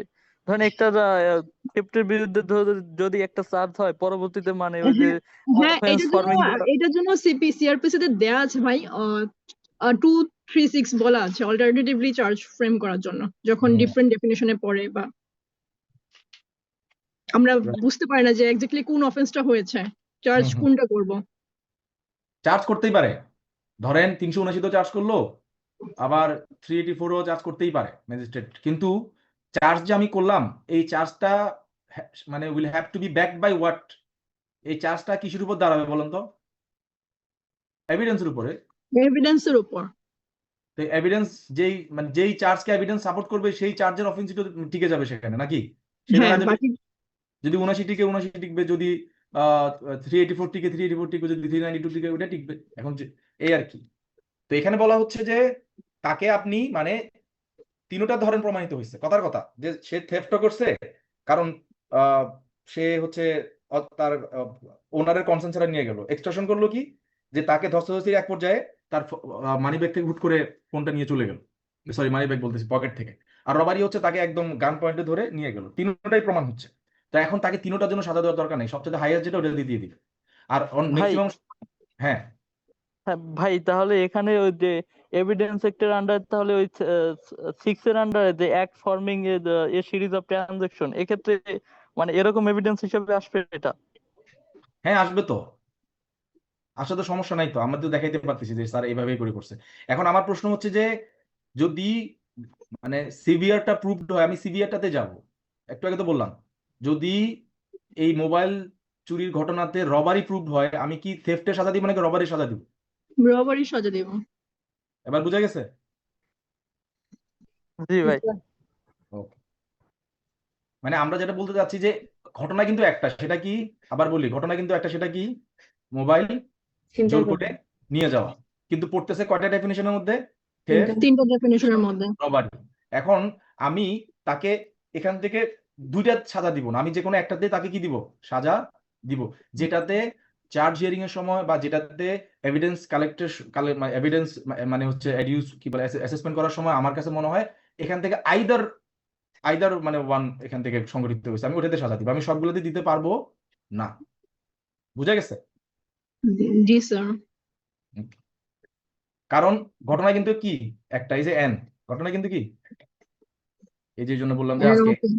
হ্যাঁ, এবার এখানে দেখেন where several acts of which one or more than one would by itself or themselves constitute an offense, আবার কম্বাইন করলে ডিফারেন্ট অফেন্স হয়, সেক্ষেত্রে কি হবে? খুবই মজার বিষয়। ধরেন আমি একটা উদাহরণ দিই। ইয়ামিন একটু আগে বলছে যে এটা একটা বাড়ি, এটা একটা বাড়ি না, এটা একটা ধরেন সীমানা, এখানে একটা বাড়ি আছে। তো এই লোক এখানে ঢুকতেছে, কি করছে সে? ইয়ামিন বলো, কি করছে? Criminal trespass. ক্রিমিনাল ট্রেসপাস করছে। ওয়েট, এবার এখানে একটা দরজা জানালা আছে যেখান দিয়ে মানুষজন ঢুকে না, এই কি করছে? এটার ভিতর দিয়ে ঢুকছে, কি করছে? House breaking. হাউস ব্রেকিং করছে। ব্রেকিং ধরো ওদিন ছিল রাইট, এখন কি হয়ে গেছে? House breaking bye bye night. Night. তাইলে এগুলো কিন্তু আলাদা আলাদা অফেন্স হচ্ছে না? আলাদা আলাদা সাজা আছে না? হ্যাঁ হ্যাঁ, এটা যদি আমি চেইন করি 1 2 3 1 2 3, সে ওখানে গেল, দরজা খুললো, ভিতরে ঢুকলো, ওইদিন আবার রাত হয়ে মানে ওটা রাত ছিল, সুতরাং এই সবগুলো অফেন্সকে যদি আমি এক করি তাহলে এটা কি হয়ে যাচ্ছে? এটা হয়ে যাচ্ছে house breaking by night. Sorry না, house trespass intending to commit theft হয়ে যাচ্ছে। কি হয়ে যাচ্ছে? এই যে দেখেন, house trespass intending to commit theft কোন ধারায় পড়তেছে? 351।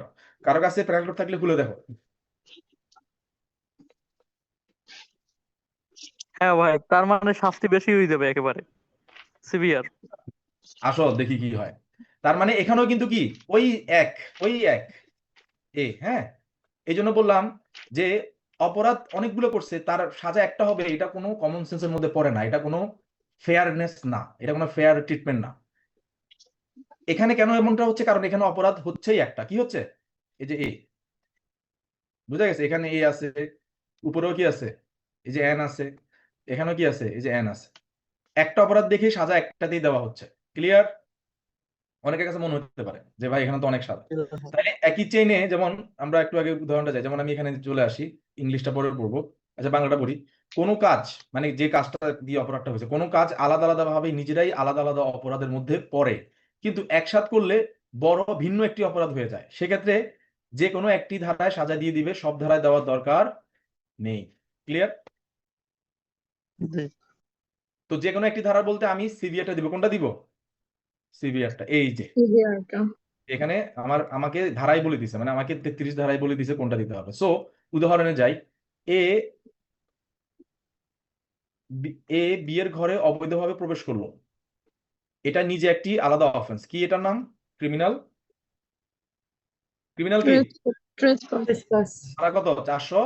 47। সাজা কত? 3 মাস। তারপরে এ বি এর আলমারি ভেঙে টাকা চুরি করলো বা আলমারি ভাঙলো, চুরি করতে পারলো না, এটাও নিজে একটা অফেন্স, এটা হচ্ছে কি? থেফট। কত হয়? 379। আপনার ধারাগুলো মুখস্থ করেন, প্যানেল কোডের জন্য কাজে লাগবে। 3 বছর সাজা। এখন এই দুই কাজ একসাথে করলে এটা কি হবে? ঘরে ঢুকা এবং চুরি করা। তাহলে এটা কিসের মধ্যে পড়তেছে? 451 এর মধ্যে পড়তেছে না? চার্জ হিয়ারিং এর সময় যে দুইটা এক করলো, তো এটা আরেকটা ডিফারেন্ট অফেন্স হয়ে যাচ্ছে। তাহলে তখন আমি ডিফারেন্ট অফেন্সের আন্ডারে কি দিব?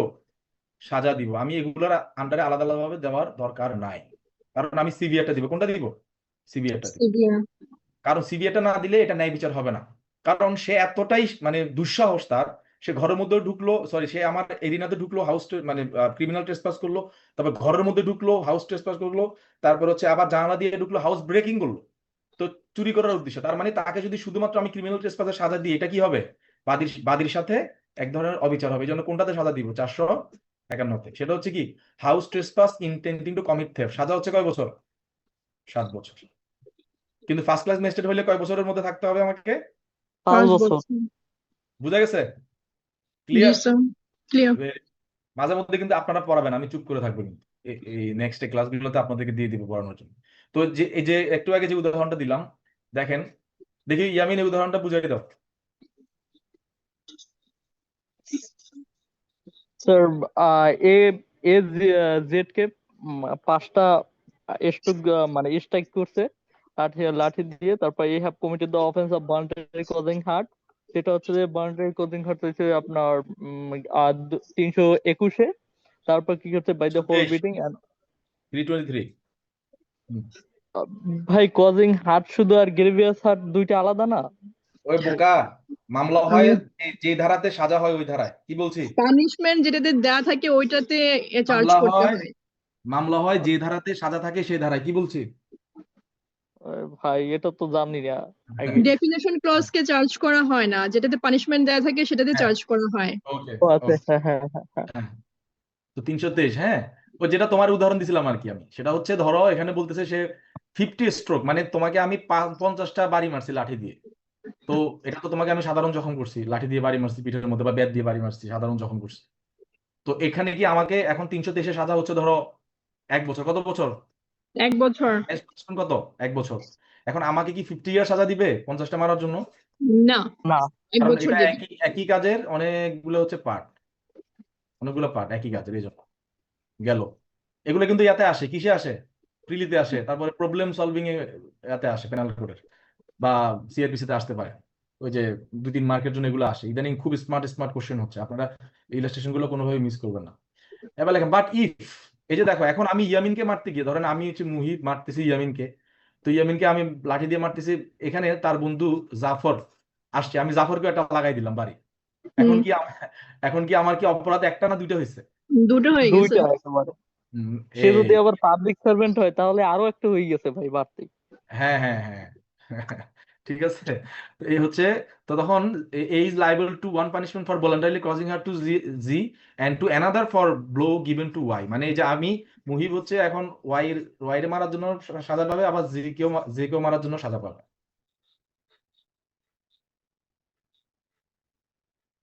এবার এখানে আমরা আসি, আমরা জানি যখন কোনো ম্যাজিস্ট্রেট বিচার করার সময় দেখেন যে তিনি যে সাজাটা দিতে চাচ্ছেন সেটা অপরাধটা খুব সিভিয়ার ধরনের, কি ধরনের? সিভিয়ার ধরনের, মানে তার ordinary power of inflicting punishment যেটা আছে সেটাকে কি করবে, ক্রস করে যাচ্ছে। তখন তিনি কি করেন? তখন তিনি ট্রান্সফার করে দেবে। ট্রান্সফার করে দিবে। transfer করবেন। কত আন্ডারে? 347। 330। লেখেন, সবাই লেখেন, এগুলাই জানতে হবে, পড়া হচ্ছে এগুলাই। 347 এর আন্ডারে হচ্ছে যদি তিনি কি হন, ফার্স্ট ক্লাস হন। আর 349 যদি সেকেন্ড ও থার্ড ক্লাস হন। সেকেন্ড এবং থার্ড ক্লাস হলে 349। হ্যাঁ, এটা কখন জিজ্ঞেস করতে পারে, বা আপনাদের কিউরিওসিটি থাকতে পারে, এটা কখন? তখন যখন ম্যাজিস্ট্রেট মনে করেন যে the accused should receive a punishment more severe than what the magistrate is trying, মানে বা what the magistrate has the ordinary power to inflict, মানে ম্যাজিস্ট্রেটের যে অর্ডিনারি ইনফ্লিক্ট করার যে পানিশমেন্ট ইনফ্লিক্ট করার যে ক্ষমতা আছে তার চাইতে আরো সিভিয়ার পানিশমেন্ট সে ডিজার্ভ করে বা তার পাওয়া উচিত। তখন তিনি এইটার আর বিচার, মানে এটার আর কি পানিশমেন্ট দিবেন না, তিনি এটা কি করবেন? তখন এই ম্যাজিস্ট্রেট হচ্ছে তার একটা নিজস্ব একটা অপিনিয়ন রেকর্ড করে এটাকে তিনি কোথায়, ফার্স্ট ক্লাস ম্যাজিস্ট্রেট হলে কার কাছে পাঠাবেন? সেশন কোর্টে। কার কাছে? সেশন কোর্টে। কারণ ফার্স্ট ক্লাস ম্যাজিস্ট্রেটের আপিল কার কাছে যায়? সেশনের কাছে সেশন যায়। কোর্টে। আর সেকেন্ড ক্লাস থার্ড ক্লাস হলে কার কাছে পাঠাবে? সিজিএম, চিফ জাস্টিস মানে চিফ জুডিশিয়াল ম্যাজিস্ট্রেট। জুডিশিয়াল ম্যাজিস্ট্রেটের কাছে। ঠিক আছে, ওখানে একটা অপিনিয়ন দিয়ে পাঠিয়ে দিবেন যে স্যার আমি মামলাটা দেখছি, আমার কাছে মনে হয় এটার যে সাজা হবে সেটা আমার ক্ষমতার বাইরে। কি আমার ক্ষমতার বাইরে। এখন কথা হচ্ছে এটা হচ্ছে বেসিক রুল, কিন্তু আমরা তো একটু আগে দেখলাম যে 420ও সাজা দিলাম, 323ও সাজা দিলাম, 379ও সাজা দিলাম, এরকম যোগফল সাজা, এটাকে কি সাজা বলা হয়? যোগফল এগ্রিগেট বা যোগফল সাজা বা সম্মিলিত সাজা। এটা যদি এরকম আমার অর্ডিনারি ক্ষমতার বাইরেও চলে যায় তাহলে কি এটা কি আমাকে কমন সেন্স, এটা কি আমাকে পাঠাইতে হবে নাকি আমার কাছে থাকবে? আমার কাছেই কাছেই থাকবে, থাকবে। আমি কম্পিটেন্ট দেওয়ার কারণ জন্য। কারণ কোনোটাতে কিন্তু আমি আমার অর্ডিনারি ক্ষমতার সিলিং ক্রস করি নাই, খেয়াল করি করবেন। নাই। হ্যাঁ, রাইট, যোগ করার কারণে সিলিংটা ক্রস হয়ে যাচ্ছে, কিন্তু আমার 420 কিন্তু আমি 6 বছর দিই নাই, 323 কিন্তু আমি 6 বছর দিই না, আমি আমার ওই 5 বছরের মধ্যেই আছি। এই কারণে যোগ করার ফলে যদি অ্যাগ্রিগেট পানিশমেন্ট বলে, এটা কি বলে? Aggregate punishment. যোগ করার পর আমার অর্ডিনারি ক্ষমতার বাইরেও চলে যায়, তাহলে এটাকে উপরে পাঠানোর দরকার নাই নেই। এই কি কোথায় বলা আছে এই যে নট নেসেসারি টু সেন্ড, ঠিক আছে, not necessary to send, clear? যেমন এখানে আমি আপনাদের জন্য দিচ্ছি, ভিন্ন ভিন্ন অপরাধে সাজা যোগের পর মোট সাজা ম্যাজিস্ট্রেটের সাজা দেওয়ার লিমিট ক্রস করে ফেললে শুধু এই কারণে মামলাটি উচ্চ আদালতে পাঠানোর প্রয়োজন নেই। নেই। 451-তে আপনি 4 বছর দিলেন, ওই যে house breaking with intent two commit theft, এটাতে 7 বছর, আপনি 4 বছর দিলেন। 427-এ ভাঙচুর মানে ক্ষয়ক্ষতি 1 বছর দিলেন। 354-তে ওখানে কোনো মহিলা ছিল, তাকে মানে তার হচ্ছে মডেস্টি আউটরেজ করা হয়েছে 1 বছর, তো কত হয়ে গেল? 6 বছর। দিচ্ছে কে? First class magistrate. কে দিচ্ছে? তো ফার্স্ট এটা ক্লাস। এটা উনার ক্ষমতার বাইরে চলে গেল না? হ্যাঁ। তাহলে এখন কি তিনি এটা 347 349 করবেন? না, সে কম্পিটেন্ট দেওয়ার জন্য। কারণ তিনি তো এই যে তার 4-এর মধ্যে আছে, তিনি কিন্তু 1-এর মধ্যে আছে, মানে তিনি তার ওই হুম, 5-এর সিলিং এর ভিতরেই আছে। Good. এবার মজার বিষয় হচ্ছে প্রোভাইজোগুলো একটু দেখি। এই যে অ্যাগ্রিগেট পানিশমেন্ট আমরা বললাম, যোগফল সাজা বা সম্মিলিত সাজা, এটা কোনোভাবেই মানে আপনি দেখা গেছে এমন মানে আপনি বলতেছে এই আসামিরা আমি খেয়ে ফেলবো, ওরা আমি সাজা সবগুলো দিয়ে দিব, দিতে দিতে সব ধারাতে আপনি প্রমাণ হইলো সাজা দিচ্ছেন দিচ্ছেন দিচ্ছেন, দিতে পারেন, হুম। কোনো সমস্যা নেই, প্রমাণ হলে দিবেন, কোনো ক্ষতি নেই, কারণ সে অপরাধ করছে, সে শাস্তি পাবে। কিন্তু কোনোভাবেই এই যোগফল সাজা কোনোভাবেই 14 বছরের বেশি হতে পারবে পারবে না। না। ক্লিয়ার? যেমন হ্যাঁ। এখানে ধরুন আপনি এখানে একটা পর একটা ধরেন 325, তারপর হচ্ছে ধরেন 326, এরকম মানে ধারা আসতেছে, প্রমাণ হচ্ছে একজনের বিরুদ্ধে, এরকম দিতে দিতে অনেক সাজা হয়ে গেল, সেটা কোনোভাবেই কি 14 বছরের বেশি হতে পারবে না। তাহলে পড়াটা হচ্ছে কি অ্যাগ্রিগেট পানিশমেন্ট বা যোগফল সাজা বা সম্মিলিত সাজা কোনোভাবেই 14 14 বছরের বেশি বছরের বেশি হবে না। হতে পারবে না। এই সিলিংটা, এই প্রিন্সিপালটা মনে রাখবেন। 14 ইয়ার্স এর প্রিন্সিপালটা কেন ইম্পর্টেন্ট এটা আমি বলতেছি। এই মানে এটা জিনিসটা খুব ইন্টারেস্টিং। তো এখন বলা হচ্ছে এগ্রিগেট পানিশমেন্ট কখনোই, এখানে তো বলছি 14 বছরের বেশি হবে না, আবার হুম। এগ্রিগেট পানিশমেন্ট কখনোই ম্যাজিস্ট্রেটের যে অর্ডিনারি ক্ষমতা তার দুইবার মানে তার টুয়াইস হবে না, দ্বিগুণের দ্বিগুণের বেশি বেশি হবে না। হবে। তাহলে এবার একটু আমরা আসি, আমি একজনকে ধরবো। ফার্স্ট ক্লাস ম্যাজিস্ট্রেটের ক্ষমতা কত? 5 5 বছর। 5 সেকেন্ড বছর। ক্লাস? Second class? 3 3 বছর, বছর। Third class? 2 2 বছর। বছর। এখন আপনি ধরেন অনেক ধারায় তার বিরুদ্ধে অপরাধ প্রমাণিত হয়েছে, আপনি সাজা দিচ্ছেন দিচ্ছেন দিচ্ছেন দিচ্ছেন, কিন্তু এই সাজার টোটাল যোগফল আপনার যে হুম। অর্ডিনারি ক্ষমতা 5 বছর, হুম। 3 বছর, 2 বছর, এটা দ্বিগুণ হবে না। ধরেন এটা 5-এর দ্বিগুণ কত? 10। ওকে, 10 10 হইলে কি ওকে। 3-এর দ্বিগুণ কত? 6 ওকে। 2-এর দ্বিগুণ কত? 4। 4 ওকে। কিন্তু ফার্স্ট ক্লাস ম্যাজিস্ট্রেট এরকম অ্যাগ্রিগেট পানিশমেন্ট দিতে গিয়ে 12 বছর দিয়ে দিল, এটা কি বৈধ হবে? বৈধ হবে না। না। বৈধ হবে না। Clear? Clear. Very good.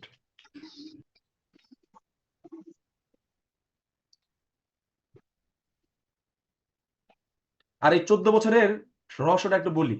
Sir যে আমি ভাই বলি, আপনি বলবেন? আমি কিন্তু একে হ্যাঁ পড়াইছিলাম। বলেন স্যার দেখি। আমি বলি, এই যে আমাদের যে ম্যাজিস্ট্রেটকে স্পেশালি এম্পাওয়ার্ড করা হয় 33 এতে বলা আছে সে 7 ইয়ার্স দিতে পারবে, তো 7 এর ডাবল হচ্ছে 14। ভেরি গুড, এইটাই ভেরি গুড। আপনারা অনেকে বলতে পারেন যে এখানে তো 10 মানে ফার্স্ট ক্লাস ম্যাজিস্ট্রেট তো 10 দিতে পারে, এখানে 14 কেন সিলিংটা আসলো? ওই 29C এবং 33 এই মিলাই বলবেন। কারণ একজন ম্যাজিস্ট্রেট এম্পাওয়ার্ড হলে সর্বোচ্চ কত বছর সাজা দিতে পারে কে বলতে পারবেন? 7 বছর। 7 বছর। Very good. আর এই জন্য এই হাতে সিলিংটা তিলে। 7 × 2 মানে 7-এর দ্বিগুণ কত? টুয়াইস। 7 হ্যাঁ। টুয়াইস 14, এই জন্য এখানে রাখছে। মানে ও যাতে যদি কোনো এক সময় যদি সরকার যদি কাউকে এম্পাওয়ার করে, সেক্ষেত্রেও সে 14 বছর যেন ক্রস করতে না না পারে। পারে। আর এই যে আমি যোগফল সাজা বা অনেকগুলো সাজা একসাথে দিচ্ছি, এগুলাকে সব সাজাকে কি একটা সাজা ধরা হবে? কি ধরা হবে? একটা ধরা হবে। আপিলের ক্ষেত্রে। আপিলের ক্ষেত্রে। Very good. এবার আসি হচ্ছে ডিডাকশন। এখানে বেশি কিছু পড়াবো না, খুব সিম্পল। ধরেন ইয়ামিন একটা এরকম হচ্ছে কি বলবো, ইয়ামিনের ধরো ইয়ামিন একটা অফেন্সের কথা বলি, কাউকে পা ভেঙে দিল মারামারি করতে গিয়ে হলে, তো সে জেলে ছিল কয় মাস? 2 মাস। কয় মাস? 2 মাস। সাজা হয়েছে 1 বছর। কয় বছর? 1 বছর। তাহলে সে আর খাটবে কয় মাস? 8 মাস। 10 মাস। 10 মাস। 10 মাস, সরি ম্যাথে খুব দুর্বল রে। 10 মাস খাটবে, ঠিক আছে। ওকে, 10 মাস খাইটা গেলেই সে জেল থেকে কি বের হয়ে যাবে? হয়ে যাবে। বের হয়ে যাবে। বের হয়ে আর যাবে। আমাদের ম্যাজিস্ট্রেট সাহেব যদি দেখা গেল যে ইয়ামিন অলরেডি 6 মাস জেলে আছে, কয় মাস জেলে আছে? 6 মাস 6 মাস জেল, তো ম্যাজিস্ট্রেট সাহেব সাজা দিল কয় মাস?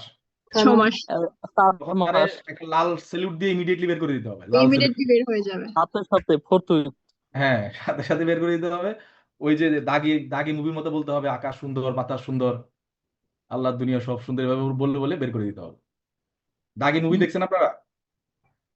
হ্যাঁ ভাই, খুব সুন্দর না? সেরা অভিনয় করছে তো। ওকে,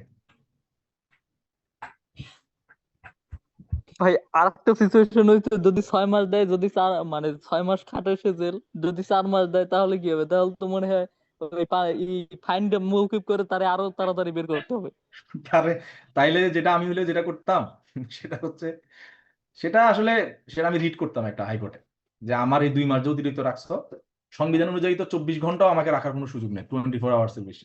আমার যে 2 মাস জেলের মধ্যে রাখছো, এটা তুমি ইয়া করো, ক্ষতিপূরণ দাও। এগুলা এত স্যার প্রবলেম। এই জন্যই তো বেইলের ব্যবস্থা রাখা হয়েছে। হ্যাঁ, এই জন্য আপনারা বলা হচ্ছে স্পিডি ট্রায়াল করে তারে জেলে রাখেন আপনি।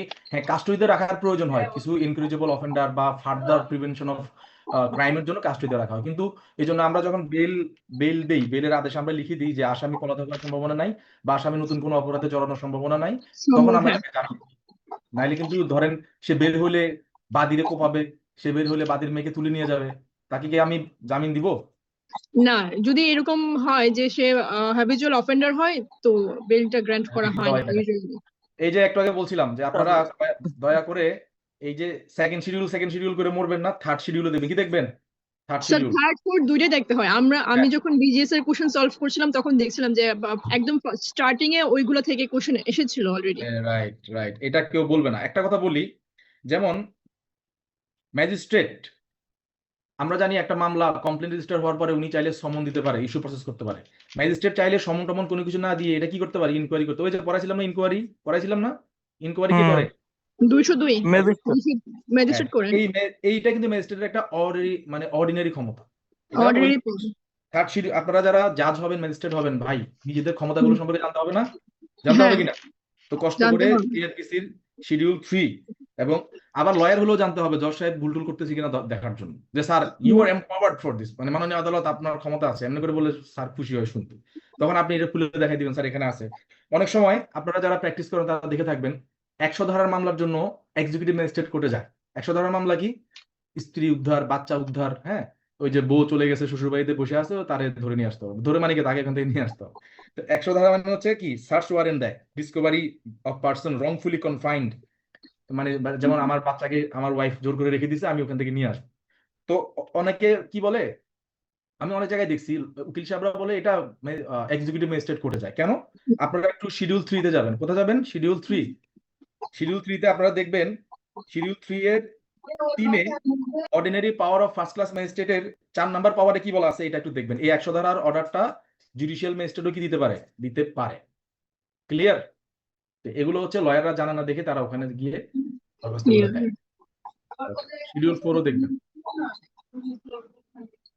এই তো মোটামুটি গেল ওরা। এখানে হচ্ছে আমাদের হচ্ছে সিআরপিসি যে অ্যামেন্ডমেন্ট হইলো, অ্যারেস্ট, এসকেপ এন্ড রিটেকিং, মানে চ্যাপ্টার বি, ব্যাপক কাটছাট হয়েছে এটাতে। তো এগুলো আপনারা দেখে নেবেন, আমি জাস্ট একটু মেইন জিনিসগুলো দেখাই। অ্যারেস্ট কিভাবে করে, অ্যাকচুয়াল টাচ কিভাবে করতে হবে, তারা ধরতে হবে। Actually touch or confine the body. হ্যাঁ, কনফাইন।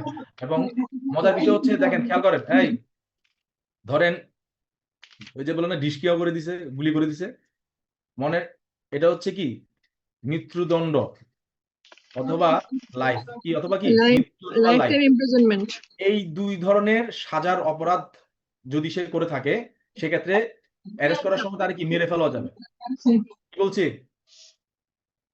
মেরে যদি ফেলাও যাবে, আসামি আদারওয়াইজ এটা করা যাবে না। হ্যাঁ, যদি আসামি মৃত্যুদণ্ড অথবা লাইফ ইমপ্রিজনমেন্ট হয়, এমন কোন অপরাধের আসামি হন, তাহলে তাকে ধরতে গিয়ে তার মৃত্যু ঘটানো যেতে পারে। ওকে, বাট এই যে আমরা যারা ইংলিশ গ্রামার পড়ি, আমরা কিন্তু নেগেটিভ এগ্রিমেন্ট বুঝি। সেকশনটা শুরু হয়েছে কেমনে? সেকশনটা কিন্তু পুলিশকে এম্পাওয়ার করতেছে না, পুলিশকে রেস্ট্রিক্ট করতেছে। হ্যাঁ, নাথিং। মানে পুলিশকে বলতেছে না যে তুমি গিয়ে গুলি করে দিবা, বলতেছে ভাই এটা লাস্ট রিসোর্ট হিসেবে করবে। এই জন্য শুরু হচ্ছে কি, নাথিং, মানে আমরা পুলিশকে কোনো ক্ষমতা দেই নাই কোনো মানুষকে মেরে ফেলার জন্য। ঠিক আছে? পরে লাস্টে বলতেছে কি যে who is not an accused of an offense punishable with death or with imprisonment for life। মানে বলতেছে তুমি অ্যারেস্ট করতে গিয়ে কোনো মানুষের মৃত্যু ঘটাতে পারবা না, তবে যদি ওই আসামিটা মৃত্যুদণ্ডযোগ্য অথবা লাইফ ইমপ্রিজনমেন্ট হয় এমন কোন অপরাধের আসামি হয়, দেন ইউ ক্যান মানে কজ হিম, কি বলে এটারে, you can cause his death. ধরতে গিয়ে যদি মরেও যায়, তারপর সেটা তদন্ত অনেক কিছু হবে, পুলিশ হেফাজতে মামলা হবে, অনেক কিছু হবে। বাট এটা হচ্ছে বেসিক প্রভিশন যে কোন আসামি ধরতে গিয়ে তাকে মেরে ফেলা যাবে না। ক্লিয়ার? Clear sir. কখন মারা যাবে? যদি সে মৃত্যুদণ্ড বা লাইফ ইমপ্রিজনমেন্টের অ্যাকিউজড হয়। ধরেন 326-এর একজন আসামিকে ধরতে গিয়ে বা 307-এর একজন আসামিকে ধরতে গিয়ে আপনি মেরে দিলেন গুলি করে, এটা কি হবে? এটা কি বৈধ হবে? 326, হ্যাঁ, তো ওইটা তো ডেথ পেনাল্টি দেয়। 326-এর হবে। কেমনে, কোথায় আছে? না ভাই, 326-এ তো 326 ভাই পেনাল করে ওটা তো ওই যে মানে গ্রেভিয়াস হার্ট উইথ এটা ওয়েপন হচ্ছে শার্প ওয়েপন দিয়ে গুরুতর জখম করা। স্যার একটু স্যার 326-এর তো প্রবাবলি ডেথ পেনাল্টি আছে, দেখি একটু। আছে আরেকটা ধারায় আছে, 26-এর আরেকটা ধারায় আছে। না না না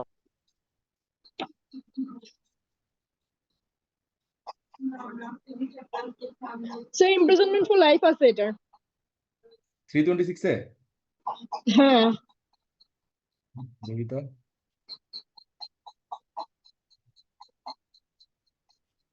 পড়েন তো কি লিখছে? স্যার শুধু পানিশমেন্টে পড়ি, হ্যাঁ, shall be punished with imprisonment for life or with imprisonment either description for a term which may extend to 10 years and shall also be liable to fine। তাহলে ঠিক আছে, তাহলে 326-এর অফেন্স যদি এই যে এরকম প্রশ্ন আসতে পারে যে 326-এর একজন অফেন্সের ক্ষেত্রে, অফেন্সের আসামি ধরার ক্ষেত্রে তার মৃত্যু ঘটানো হলো, এটা কি ঠিক হলো কিনা? উত্তর হচ্ছে ঠিক হলো, কারণ এখানে কি আছে? ইমপ্রিজনমেন্ট ফর লাইফ আছে, মানে যাবজ্জীবন। তো এখন দেখেন procedure of arrest and duties officer making. যে অফিসার হচ্ছে অ্যারেস্ট করবে তার কি করতে হবে? খুবই ইজি, গুলো আমি মানে দ্রুত চলে যাবা।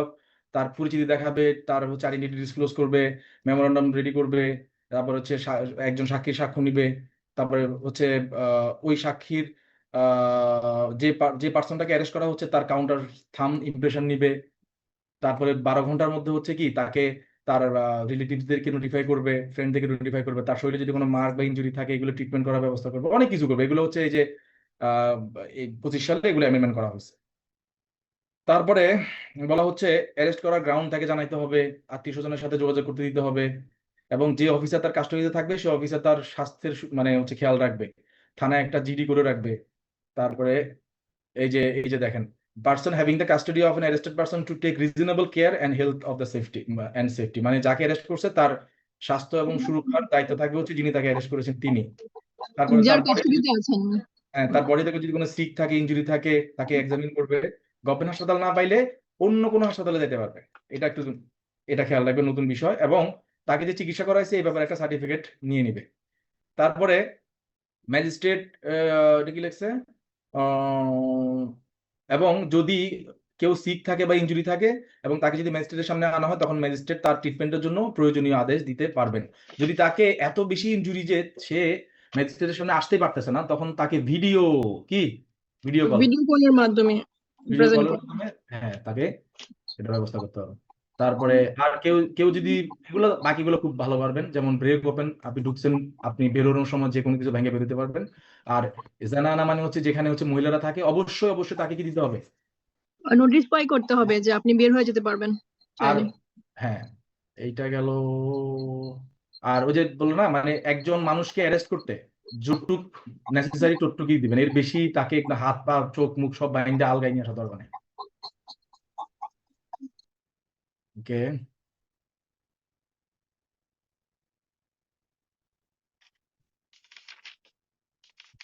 তারপরে এখানে দেখেন সাধারণত পুলিশের বিরুদ্ধে একটা অভিযোগ করা হয় যে আমার কাছে টাকা ছিল, এগুলো পুলিশ অ্যারেস্ট করার সময় নিয়ে গেছে। এই জন্য যখন কাউকে ধরবে তার আর্টিকেলস গুলো এই যে দেখেন, মানে তার কাছে যা কিছু পাবে এগুলো সিজ করবে, লিস্ট করবে। কি করবে? লিস্ট, একটা ফোন, 10,000 টাকা, একটা ঘড়ি, একটা আইফোন, এরকম করে লিস্ট করে এটা স্বাক্ষর নিয়ে নিবে এবং সাক্ষী স্বাক্ষর নিয়ে নিবে। তাইলে পরবর্তীতে অস্বীকার করতে পারবে না এবং তার সেগুলোর কাগজপত্র দেখায় সে আদালতের কাছ থেকে সেগুলো কি নিতে পারবে? জিম্মা নিতে পারবে। নিয়ে নিতে পারবে। জিম্মা নিতে পারবে। আর মহিলাদেরকে অ্যারেস্ট করার ক্ষেত্রে মহিলা লাগবেই, এখানে কোনো মেবি টেবি নাই, ঠিক আছে? এই যে whom shall be made by shall be. Another, আপনারা পেছাই যায় না যে মহিলাদেরকে সার্চ করতে হলে মহিলা লাগবেই, অন্য কোনো অপশন এখানে নাই। এবার আমি 54 এর আলো দেখেন, 54 কত সহজে পড়াই দিব আপনারা কল্পনা করতে পারবেন। আপনারা সবাই একটা খাতার মধ্যে লেখেন তো, একটা জিনিস লেখেন। সবার খাতা কলম আছে? জাস্ট 1 মিনিটে বা 2 মিনিটে আমি আজকে লেকচার শেষ করবো। 54 এর অনেক সময় ভেবে জিজ্ঞেস করে বা পরীক্ষায় আসে যে 54 এর গ্রাউন্ড গুলো লেখো, যে কখন পুলিশ উইদাউট ওয়ারেন্ট বা ম্যাজিস্ট্রেটের আদেশ ছাড়া অ্যারেস্ট করতে পারে, সেগুলো আমরা আজকে পড়ব। খাতা কলম নিচ্ছেন সবাই? দিছি স্যার। খাতার মধ্যে লেখেন একটা জিনিস, সেটা হচ্ছে লেখেন যে অপরাধী চোরাই পণ্য নিয়ে পালিয়েছে সে মুক্তি পায়নি, মানে সে তো মুক্তি পাওয়ার কথা না। তখন সে তার হয়তো ভাইকে বা ফোনে বল, তুই তুই কি 7টায় বাড়ি আসবি, আমাদের কাজ হচ্ছে এখানে এখানে এখানে। লেখা হয়েছে? লেখা হয়েছে? স্যার আপনারা অনেক লিখতেছি। মনে রাখতে পারেন, বাট ওগুলো মনে থাকে না। এভাবে করে বললে মানে ভাইবা বোর্ডে বা খাতার মধ্যে কয়েক ন্যানো সেকেন্ডের মধ্যে মনে আসবে, আবার লিখে ফেলতে পারবেন সবার আগে ধুমায়। সবাই বলেন তো এটা, যে অপরাধী যে চোরাই পণ্য অপরাধী নিয়ে চুরি করে পালিয়েছে, পালিয়েছে সে মুক্তি পায়নি। তুই কি তুই কি 7টায় বাড়ি সে আসবি? মুক্তি পায়নি। 7টার দিকে আসতে বলতেছে।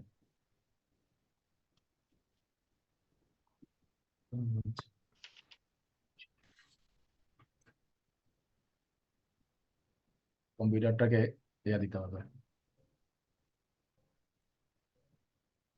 তাহলে 54 এর আইডিয়াটা কি, যে ম্যাজিস্ট্রেটের আদেশ ম্যাজিস্ট্রেটের অর্ডার ছাড়াও অ্যারেস্ট করতে পারবে। ওয়ারেন্ট ছাড়া অ্যারেস্ট করা যায়। এবার আমরা আসি, খুবই ইজিলি পড়াই দিব, পরে সবাইকে ধরবো, আমার বলবেন। আর আরেকটা কথা, এই ধরনের 11টা 12টা বা 13টা যখন গ্রাউন্ড লিখতে হয়, you don't have to necessarily write them as it is in the institute, মানে যেমনি আছে শুরু থেকে এভাবে লিখতে হবে, এটা কোথাও বলা নাই। আপনার মাথায় আছে কিনা এটা ইম্পর্টেন্ট, কারণ মুখস্থ দিয়ে আমার কোনো প্র্যাকটিক্যাল ইমপ্লিকেশনস নাই, আমি সবগুলো জানি কিনা দ্যাটস ইম্পর্টেন্ট। তো এখানে বলা হচ্ছে কি দেখেন, any officer may without an order from a ম্যাজিস্ট্রেটের আদেশ ছাড়া অথবা উইদাউট ওয়ারেন্ট কাউকে অ্যারেস্ট করতে পারে। প্রথমটা হচ্ছে কি আমলযোগ্য অপরাধ। কি অপরাধ? আমলযোগ্য অপরাধ কিভাবে বুঝবো? আমলযোগ্য যে অপরাধ যে খেয়াল করেন যে এটাতে উইদাউট ওয়ারেন্ট অ্যারেস্ট করা যায়, এবং যেটা সাজা প্লাস 2 ইয়ার্স। কত ইয়ার্স? 2 years সবাই সবাই লেখেন, যেখানে ওয়ারেন্ট ছাড়া, কি ছাড়া? যেখানে ওয়ারেন্ট ছাড়া অ্যারেস্ট ওয়ারেন্ট করা যায়, এবং যার সাজা হচ্ছে, যে অপরাধের সাজা হচ্ছে 2+ ইয়ার্স, সেটা হচ্ছে কি অপরাধ? Cognizable offence. Cognizable offence. তো আমলযোগ্য অপরাধের ক্ষেত্রে পুলিশ এই যে ফার্স্টলি ধরতে, এটা 1 নাম্বার। তারপর 2 নাম্বার হচ্ছে, আমি কিন্তু ইংলিশ কিছু পড়বো না, এগুলো বাসায় আপনারা পড়বেন। 2 নাম্বার হচ্ছে এমন একটা লোক যে 7 বছরের কাছাকাছি কোনো একটা অপরাধের সাথে জড়িত বলে কি ইনফরমেশন পাওয়া গেছে। কি পাওয়া গেছে? ইনফরমেশন পাওয়া গেছে, বা যাকে অ্যারেস্ট করা জরুরি, বা যে অলরেডি ঘটনা ঘটাই ফেলাইছে, এখন যেন কোনো সে ইনভেস্টিগেশনে কোনো ঝামেলা না করতে পারে, বা সে যেন ডিসএপিয়ার হতে না পারে, বা সে যেন এভিডেন্স টেম্পার না করতে না পারে, এই জন্য তাকে কি করতে হবে? 54-এ কি করতে হবে? কথা বলে না, অ্যারেস্ট করতে হবে। তাইলে করতে হবে। এখানে পাইলাম আমলযোগ্য থেকে এখান থেকে আমরা কি নিব? নিব। কি নিব? আ। আর এখানে আমরা কি নিছি? 7। কি নিছি? 7। 7-এ কিন্তু 2টা, +7, আরটা হচ্ছে কি -7। এটা হচ্ছে -7, মানে 7 বছরের কাছাকাছি। এটা কেন ধরে বলেন তো? ওই ইনফরমেশন পাওয়া গেছে, তারপরে তারে অ্যারেস্ট করা জরুরি, সে পালা যেতে পারে, সে হচ্ছে এভিডেন্স নষ্ট করে ফেলতে পারে, এবং ইনভেস্টিগেশনের জন্য তাকে দরকার। ওকে গেল। এরপরে হচ্ছে 3 নাম্বার, এটা হচ্ছে 3 নাম্বার হচ্ছে 7 বছর প্লাস এমন কোন অপরাধ যদি করে। খুব ইজি না? তাইলে ওই যে এখান থেকে আমরা 7 পাইলাম, 7টার 7, তাহলে 7 দিয়ে এখানে আমরা 2টা পেয়ে গেলাম। এটা হচ্ছে +7। +7 মানে কি? +7 মানে can go to death as well, মানে 7 বছর প্লাস মানে কি মৃত্যুদণ্ড মানে সম কোনো অপরাধ হইতে পারে। এটাই বলা আছে যে এখানে দেখেন, এই যে ডেথ সেন্টেন্স,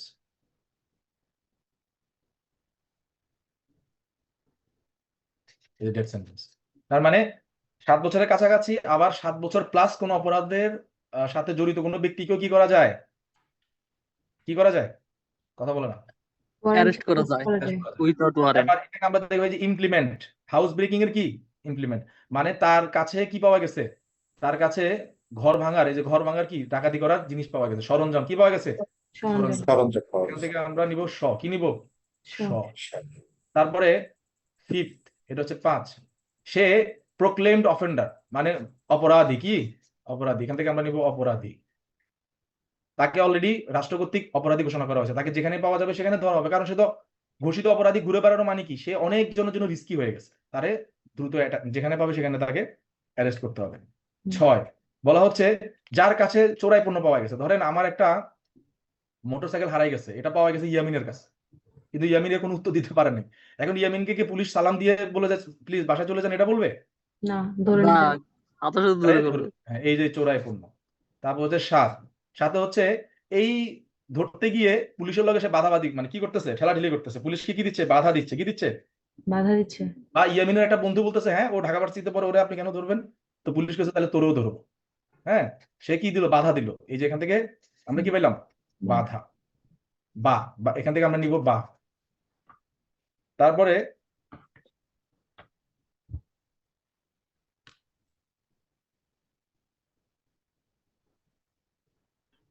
এরপর হচ্ছে 8 বলতেছে যে ডেজার্টার পালাই গেছে, সেনাবাহিনী থেকে পালাই গেছে, সেনাবাহিনী থেকে যারা পালায় এদেরকে কি বলে, ডেজার্টার বলে। ডিজার্টার। আমি কেন বাংলায় পড়াচ্ছি, কারণ ভাইভাতে বাংলায় আমাদের মানে হচ্ছে ভাইভাতে যারা বসেন তারা বাংলায় 90% কোশ্চেন বাংলায় করেন, বাংলায় বলেন, বাংলায় জানতে চান, এই জন্য বাংলায় পড়াচ্ছি। মানে যারা ইংলিশে ভালো তারা তো এটা বলতে পারবে যে পালানো ইংরেজি ডেজার্টার, এটা দিয়ে লিখে দিবে, কোনো সমস্যা নেই। তো তাহলে এই যেখান থেকে আমরা দিব কি, পালিয়েছে, কি কি বেরি করছে এখান থেকে। পালিয়েছে। এরপরে হচ্ছে 9, মানে এটা হচ্ছে কি থেকে পালাইছে, আর্ম ফোর্সেস থেকে, সেটা হতে পারে সেনাবাহিনী, বিমান বাহিনী, তারপরে কি নৌবাহিনী।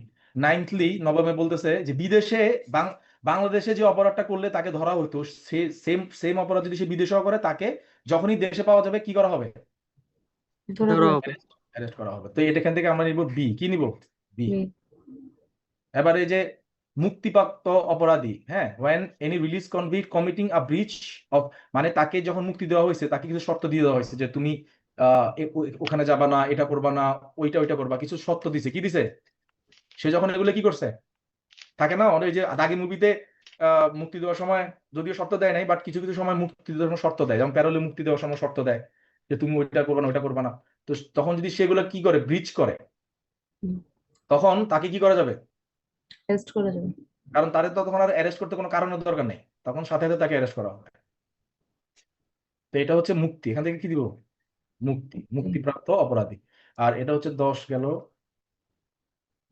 10, এটা হচ্ছে 11। 11তে বলা হচ্ছে কি, রিকুইজিশন, মানে কাউকে যদি অ্যারেস্ট করার জন্য, যেমন একটা ঘটনা ঘটছে ঢাকায় কিন্তু আসামি আছে কোথায়, চট্টগ্রামে, এখন ঢাকা থানা থেকে চট্টগ্রামে কি যাবে, রিকুইজিশন যাবে, নাম টাম সহ, ফ্যাক্সে যেতে পারে, ফোনে যেতে পারে, সরাসরি যেতে পারে। ওখানে যখন এই অ্যারেস্ট রিকুইজিশনটা পাবে, ওই চট্টগ্রামের যে পুলিশ তিনি এই আসামিকে অ্যারেস্ট করতে পারবেন। তখন আসামি বলতে পারবে না যে ভাই আমি তো অপরাধটা তো ঢাকায় করছি, আপনি আমাকে এখানে অ্যারেস্ট কেন করতেছেন, বলতেছে আমরা আপনাকে অ্যারেস্ট করার জন্য এটা কি পেয়েছি, কি পেয়েছি, রিকুইজিশন পাইছে। এই রিকুইজিশন। গুড। এবার আসো এবারে এখান থেকে দেখে দেখে মানে কে বলতে, বাংলাদেশের টেরিটরির মধ্যে যে কোনো ইয়াতে যদি রিকুইজিশন যায় জেলতে, ওখান থেকে অ্যারেস্ট করতে পারবে বা এক্স্যাক্টলি এক্স্যাক্টলি। এবার আমরা এই 11টা এখান থেকে জেনে নিচ্ছি, দেখো এগুলো আরেকবার পড়ুন তো। যে অপরাধী, বলেন, চোরাই পণ্য নিয়ে পালিয়েছে, সে মুক্তি পায়নি, তুই কি 7টায় বাড়ি আসবি। ওকে। এই অপরাধী বলতে ওই যে যেটা হচ্ছে কি ডিক্লেয়ার অপরাধী, মানে সরকার কর্তৃক অপরাধী ডিক্লেয়ার করা হয়েছে। চোরাই পণ্য মানে চোরাই পণ্য যার কাছে পাওয়া গেছে। পালাইছে মানে কি, সেনাবাহিনী থেকে পালাইছে, মিলিটারি। মানে কি, মুক্তি মানে কি, ওই যে মুক্তিপ্রাপ্ত কি কনভিক্ট, সে কি করছে, কোন শর্ত ভঙ্গ করছে। এবার এই সাথে হচ্ছে কি -7 +7, -7 মানে কি 7 বছরের কাছাকাছি অপরাধ, +7 মানে কি 7 বছরের বেশি অপরাধ। সাজা হয় এমন কোন অপরাধ। এটা দিয়ে 7টা। আর এ বা দিয়ে হচ্ছে কি, বা দিয়ে কি বাড়ি ভাঙার সরঞ্জাম। হ্যাঁ বাধাগ্রস্ত, বা দিয়ে বাধাগ্রস্ত। রি দিয়ে হচ্ছে কি রিকুইজিশন, আ দিয়ে হচ্ছে কি আমলযোগ্য অপরাধ। এই স দিয়ে তুমি যেটা কইলা সরঞ্জাম, কি সরঞ্জাম। আর বি দিয়ে বিদেশ। এবার ইয়ামিন বল সবগুলা। ভাই ফার্স্টে হচ্ছে যে অপরাধী, যেটা হচ্ছে যে কগনাইজেবল অফেন্সের অপরাধী হচ্ছে, তারপরে যে 7 হচ্ছে যে সাতের বেশি হচ্ছে সেও অ্যারেস্ট হবে, সাতের কম হলেও অ্যারেস্ট হবে। থার্ড হচ্ছে যে আরে চোরাই এভাবে না, আরে বোকা, আমি কি এভাবে বলতে বলছি? ও আমি কি সিরিয়ালি বলতে বলছি? আমি তো সিরিয়াল মেনটেন করতে শুরুতে মানা করছি। তুমি খাতার মধ্যে লিখবে, ধরো আমি তোমার খাতাটা দেখতেছি, আমি দেখবো যে 11টা সবগুলো আসছে কিনা। আমি সিরিয়াল মোটেও দেখবো না, সিরিয়াল এখানে কোনো দরকারই নেই, বুঝো নাই? সিরিয়াল দরকার আছে, পুলিশ অ্যারেস্ট করার সময় সিরিয়াল লেখে যে আমি আপনাকে 54 এর এত সিরিয়াল অনুযায়ী করছি। সিরিয়াল ইম্পর্টেন্টই না, ওই মানে সিচুয়েশন গুলো ইম্পর্টেন্ট। সিচুয়েশন গুলো বলো এখান থেকে। ভাই, যে অপরাধী প্রোক্লেমড অফেন্ডার, যেটা হয়েছে যে হুম। অপরাধী গভর্নমেন্ট কর্তৃক তাকে ধরবে, তারপর তার কাছে চোরাই পণ্য পাওয়া গেছে কিন্তু সে সদুত্তর কোনো দিতে পারে নাই। তারপর হুম। হচ্ছে যে ডিসার্টার যে পালাই গেছে, তারপর হচ্ছে যে মুক্তি পাইছে, তারপর মুক্তির শর্তগুলো ভঙ্গ করছে, তারপর হুম। হচ্ছে যে যে সাতটার মানে সাতের মানে সেন্টেন্স সাতের বেশি, ইমপ্রিজনমেন্টের বেশি মানে অপরাধ করছে, অফেন্স 7 বছরের, আর যদি 7 বছরের কম করে সেও সেম এটা কিন্তু এভাবে কগনাইজেবল বলবা, শোনো, হতে হবে। এটা গুছাই এভাবে বলবা যে 7 বছর এর কাছাকাছি সাজা হয় এমন অপরাধ করেছে এইরকম ব্যক্তি, আবার 7 বছরের বেশি সাজা হয় এমন অপরাধ করেছে এইরকম ব্যক্তি। এভাবে করে বলবা, তাহলে জিনিসটা হ্যাঁ, সুন্দর হবে। আহ, আহ, তবে একটা এখানে একটা কন্ডিশন হচ্ছে যে কগনাইজেবল অফেন্স অবশ্যই হতে হবে। সেটা তো অবশ্যই হবে 7 বছরের হ্যাঁ, বেশি কম হ্যাঁ, হলে। হ্যাঁ, হ্যাঁ, হ্যাঁ, হ্যাঁ, হ্যাঁ। ওই যে তারপর টু হচ্ছে যে প্লাস বলছি না, 2+2+ বলছি না। হ্যাঁ, তারপর হচ্ছে যে অবস্ট্রাক্ট করছে পুলিশের বা ধরার দিয়ে, কাজে। হ্যাঁ, বা দিয়ে বাধা, হ্যাঁ, বাধাগ্রস্ত। বাড়ি। তারপর হচ্ছে রিকুইজিশন, যেটা এক থানা থেকে অন্য থানায় রিকুইজিশনের জন্য চিঠি গেছে। হুম। তারপর হচ্ছে যে আমলযোগ্য অপরাধ। তারপর হচ্ছে সতে হচ্ছে যে ওই সরঞ্জাম। যে সরঞ্জাম পাওয়া গেছে, ইমপ্লিমেন্ট অফ হাউস ব্রেকিং। হুম। তারপর হচ্ছে যে বি হচ্ছে যে বিদেশ। বিদেশে ওই বিদেশে বিদেশে বিদেশ করছে, বলতে কি অফেন্স বোঝাচ্ছে? করছে, বিদেশ বললে মানে হচ্ছে সে একটা ঘটনা বিদেশে ঘটাইছে, সে হুইচ মাস্ট এই বি ঘটনা অফেন্স যদি if same offense if if he could, মানে if he could কি বল commit in Bangladesh, he would have been arrested. তো তাকে বাংলাদেশে যখনই পাবে তখনই ধরা হবে, এটা হচ্ছে বিষয়। ভাই, আর ওখানে আরেকটা বিষয় লিখছে যে relating to the contradiction law of Bangladesh and otherwise. তার মানে কি, যে দেশের সাথে আমাদের কন্ট্রাডিকশন চুক্তি আছে শুধু সেই দেশে অফেন্ডার কি আমরা ধরবো, না মানে সমগ্র ওয়ার্ল্ডের? এক্সট্রাডিশন চুক্তি থাকতে হবে। তাহলে তো ভাই আমাদের শুধু ভারত আর থাইল্যান্ড সিঙ্গাপুরের সাথে মেবি চুক্তি আছে, আর তো কোনো দেশের সাথে নাই। তার মানে এই দুই দেশের ধরতে পারবো, আর পারবো না? ওগুলো ইন্টারপোলের মাধ্যমে ধরতে হবে। ও আচ্ছা, হ্যাঁ। আচ্ছা, আর কে বলবে? এই আমার বন্ধু লুৎফুর আছে? হ্যাঁ, আছে। থ্যাংক ইউ আমাকে বলো তো, সুযোগ বলো তো দেওয়ার বন্ধু, জন্য। 11টা সবগুলো বলো। আহ, ধারা হচ্ছে যে 54 ধারার মধ্যে যে 11টা ইয়া রয়েছে তার মধ্যে 1 নম্বর হচ্ছে কি অপরাধী, যে সে কগনিজেবল অপরাধ করলে, আমলযোগ্য অপরাধ করলে তাকে বিনা ওই যে 54 ধারায় বিনা মানে ওয়ারেন্টে অপরাধী অ্যারেস্ট হিসেবে করা তাকে যাবে। ঘোষণা করছে, হ্যাঁ, প্রোক্লেমড জি অফেন্ডার। জি হুম। জি জি। আর চোরাই পণ্য যদি তার কাছে পাওয়া যায়, কিন্তু তাকেও অ্যারেস্ট করা যাবে। হুম। হচ্ছে কি যে পালিয়েছে, বিশেষ করে আর্ম ফোর্স থেকে যারা পালিয়েছে তাদেরকে অ্যারেস্ট করা যাবে। আর মুক্তি, যারা মুক্তি পেয়েছে কিন্তু সে শর্ত আহ, ভঙ্গ। শর্ত ভঙ্গ করেছে, তাকেও অ্যারেস্ট করা যাবে। আর হুম। 7টা যে -7, সেটা হচ্ছে কি 7 বছরের কম সাজাপ্রাপ্ত আমলযোগ্য অপরাধীকেও অ্যারেস্ট করা যাবে, এবং প্লাস 7 বছরের ঊর্ধ্ব আহ, আমলযোগ্য অপরাধীকেও হচ্ছে কি অ্যারেস্ট করতে পারবে। হুম। আর বাধাগ্রস্ত করলে, পুলিশের যে অ্যারেস্টিং যে প্রসেস রয়েছে ওখানে বাধাগ্রস্ত করলে, কেউ বাধা দিতে চাইলে তাকে অ্যারেস্ট করতে পারবে। আর রিকুইজিশন, সেটা হচ্ছে কি কেউ যদি রেফারেন্স করে এক জায়গা থেকে অন্য জায়গায় যে অপরাধী পালিয়ে আছে সেখানে তাকে অ্যারেস্ট করবার জন্য যদি রিকুইজিশন পেপার পাঠায় কিংবা করে, তাহলে তাকেও অ্যারেস্ট করা যাবে। আর হচ্ছে কি দিয়ে আমলযোগ্য, বিশেষ করে আমলযোগ্য অপরাধী এ দিয়ে, আর সরঞ্জাম, যে ঘর ভাঙার, যে বাড়ি ভাঙার সরঞ্জাম যাদের হাতে পাওয়া যাবে তাদেরকে অ্যারেস্ট করা যাবে। আর বিদেশে বিদেশে যদি এমন কোনো অপরাধ করে থাকে যেটা বাংলাদেশের আইন অনুযায়ী অপরাধী, তাকেও হচ্ছে কি অ্যারেস্ট করা যাবে। তবে যাদের সাথে চুক্তিবদ্ধ এই তাদের ইয়া করা যাবে, আপনি যেটা বললেন। আর অন্যান্য আসামিদেরকে ইন্টারপোলের মাধ্যমে হচ্ছে অ্যারেস্ট করা যায়, করতে হবে। Thank you. Okay, thank you. খুব ভালো ভালো পারছেন। মানে এইভাবে করে মনে থাকলেই ভাইভাতেও যদি সবগুলো বলা যায় প্লাস রিটেনও যদি লেখা যায় তাহলে টেনশন কম। কারণ এই যে একটা সেন্টেন্স দিয়ে কিন্তু আমি 54-কে অ্যারেস্ট করে ফেলাইলাম, মানে আমার আর কোনো টেনশন নাই 54 নিয়ে, রাইট? রাইট, থ্যাংক ইউ, মানে অনেক সুন্দর প্রসেস। ভাই 54 ভাই বাট বাংলাটা তো মনে রাখা আরো কঠিন, ইংলিশটা ধরেন কিছুটা এটা মনে তুই থাকে। ইংলিশে লিখিস, ইংলিশে লিখিস, তুই ইংলিশে লিখবি সব, ঠিক আছে? বাংলা লেখার দরকার নেই, বাংলা বলবা হচ্ছে ভাইভাতে। মানে ভাইভাতে যদি তোমাকে বলে যে আচ্ছা বলেন ইয়ামিন সাহেব, এমনি করে বলবে, বলেন তো ইয়ামিন সাহেব যে 54-এর কয়টা গ্রাউন্ডে 54 অ্যারেস্ট করা যায়, তখন তুমি কি ইংলিশে উত্তর দিবা? ভাই দেব না, বাট আরবিনিয়া যে তিনটা আছে ওখানে, তিনটা আপনার ক্লু আছে, তো আরবিনিয়া তো শুধু আরবিই মনে হবে, মানে ভাইবের মতো ওই ওই পজিশনে ভাই বসলে। হ্যাঁ বোকা, ওটা তো ততদিনে প্র্যাকটিস হয়ে যাবে লিখতে লিখতে। আসবি মানে হচ্ছে আমি যে আসবি মানে হচ্ছে আমলযোগ্য সরঞ্জাম বিদেশ, শেষ, এই তো হয়ে গেছে, শেষ। বাড়ি আসবিতেই হয়ে গেছে এখানে 5টা, আর কি 7 দিয়ে 7-এর মধ্যে 2টা, এত ইজি। ভালোই তো মানে মনে থাকবে এইভাবে করে বললে। যেমন বিদেশে যেটা একটু দেখি এখানে বলতেছে ওই যে এক্সট্রাডিশনের ব্যাপার স্যাপার যেগুলো আছে ল, ওগুলো সাবজেক্ট টু দোজ লস, তাকে যদি ধরা যায় ধরা যাবে, না হলে ধরা যাবে না, এটা আর কি। হোয়াট এভার, ওটা নিয়ে এখন পর্যন্ত কেউ ধরা খাই নাই, এরকম কোনো কিছু শুনিও নাই। বাংলাদেশে অপরাধীরা আইসা ঘুরে ফিরে চলে যায়, কেউ ধরে না। ওকে, আরেকজনকে জিজ্ঞেস করি। উম কেউ কি বলবেন, আর কি কেউ কি বলবেন? স্যার আমি বলি, কে কে নাম কি আপনার? আকিবা। হ্যাঁ হ্যাঁ, বল বল। ফার্স্টে হচ্ছে কগনিজেবল অফেন্স, অপরাধী দিয়ে, তারপর যার কাছে স্টোলেন প্রপার্টি পাওয়া গিয়েছে সে, আর যে হচ্ছে আর্ম ফোর্স থেকে পালিয়েছে এমন ব্যক্তি, আর মুক্তি পায়নি যে হচ্ছে রিলিজ হয়েছে এবং তাকে রুলস দিয়েছে ওটা ব্রিচ করেছে এরকম, আর Good. 7 হচ্ছে 7 বছরের কাছাকাছি কোনো অপরাধ করেছে এমন কোনো ব্যক্তি, কারণ এভিডেন্স নষ্ট হয়ে যাবে ইনভেস্টিগেশনের জন্য। এরপর 7+ যদি কোনো পানিশমেন্ট থাকে এমন, মানে অপরাধ করেছে এমন কোনো ব্যক্তি। দিয়ে হচ্ছে বাধা, পুলিশকে বাধা দিয়েছে এমন কোনো ব্যক্তি। তারপর দিয়ে, রি রি বা রি রি জি দিয়ে কি স্যার, রিকুইজিশন?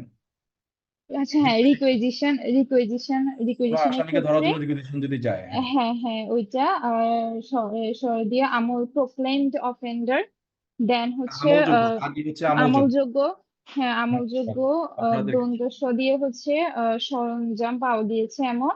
আর দিয়ে হচ্ছে বিদেশে করলে, বিদেশে এমন কোনো অপরাধ করেছে সেটা হচ্ছে দেশে আসলে এটা আচ্ছা ঠিক আছে, বাকিটা আপনারা পড়ে arrest নেবেন, করতে কারণ হবে। এগুলো হচ্ছে কম্পিটিটিভ এক্সাম, আমি জাস্ট ট্রিক শিখাই দিলাম। হোপফুলি সবাই 54-এর 11টা গ্রাউন্ড লিখতে পারবেন পরীক্ষার মধ্যে, জাস্ট একটা লাইন মুখস্থ করে রাখবেন। আবার আপনারা যদি চান যে ভাই আপনার এটা আমি এভাবে পড়বো না, আমি আমার মতো করে মুখস্থ করছি, ইউ আর ওয়েলকাম। আমার কথা হচ্ছে আপনি পরীক্ষার খাতায় লিখা এবং ভাইভাতে বলতে পারলেই হয়েছে। তো আমরা এখানে রেখে দিলাম 54-এর পাশাপাশি আরো কোন কোন গ্রাউন্ডে অ্যারেস্ট করতে পারে, আরো কয়টা ধারা আছে। ইয়ামিন বলেন তো কোন কোন ধারাগুলা? ভাই এর পরের ধারাটাই এই অনেকগুলোই 56, আছে। হ্যাঁ হ্যাঁ, হ্যাঁ, তারপর এগুলো থেকে প্রাইভেট নিয়ে, পার্সন দ্বারা 59, এগুলোই, হ্যাঁ, তারপর এগুলা 60। এগুলা নিজেরা করে নেবেন। এগুলাতে আমাদের আর দেখার কিছু নাই। হ্যাঁ, এখানে আমরা দেখবো না, আমরা নেক্সট ক্লাসে সরাসরি হচ্ছে ওই যে কি বলে 141-এ চলে যাব।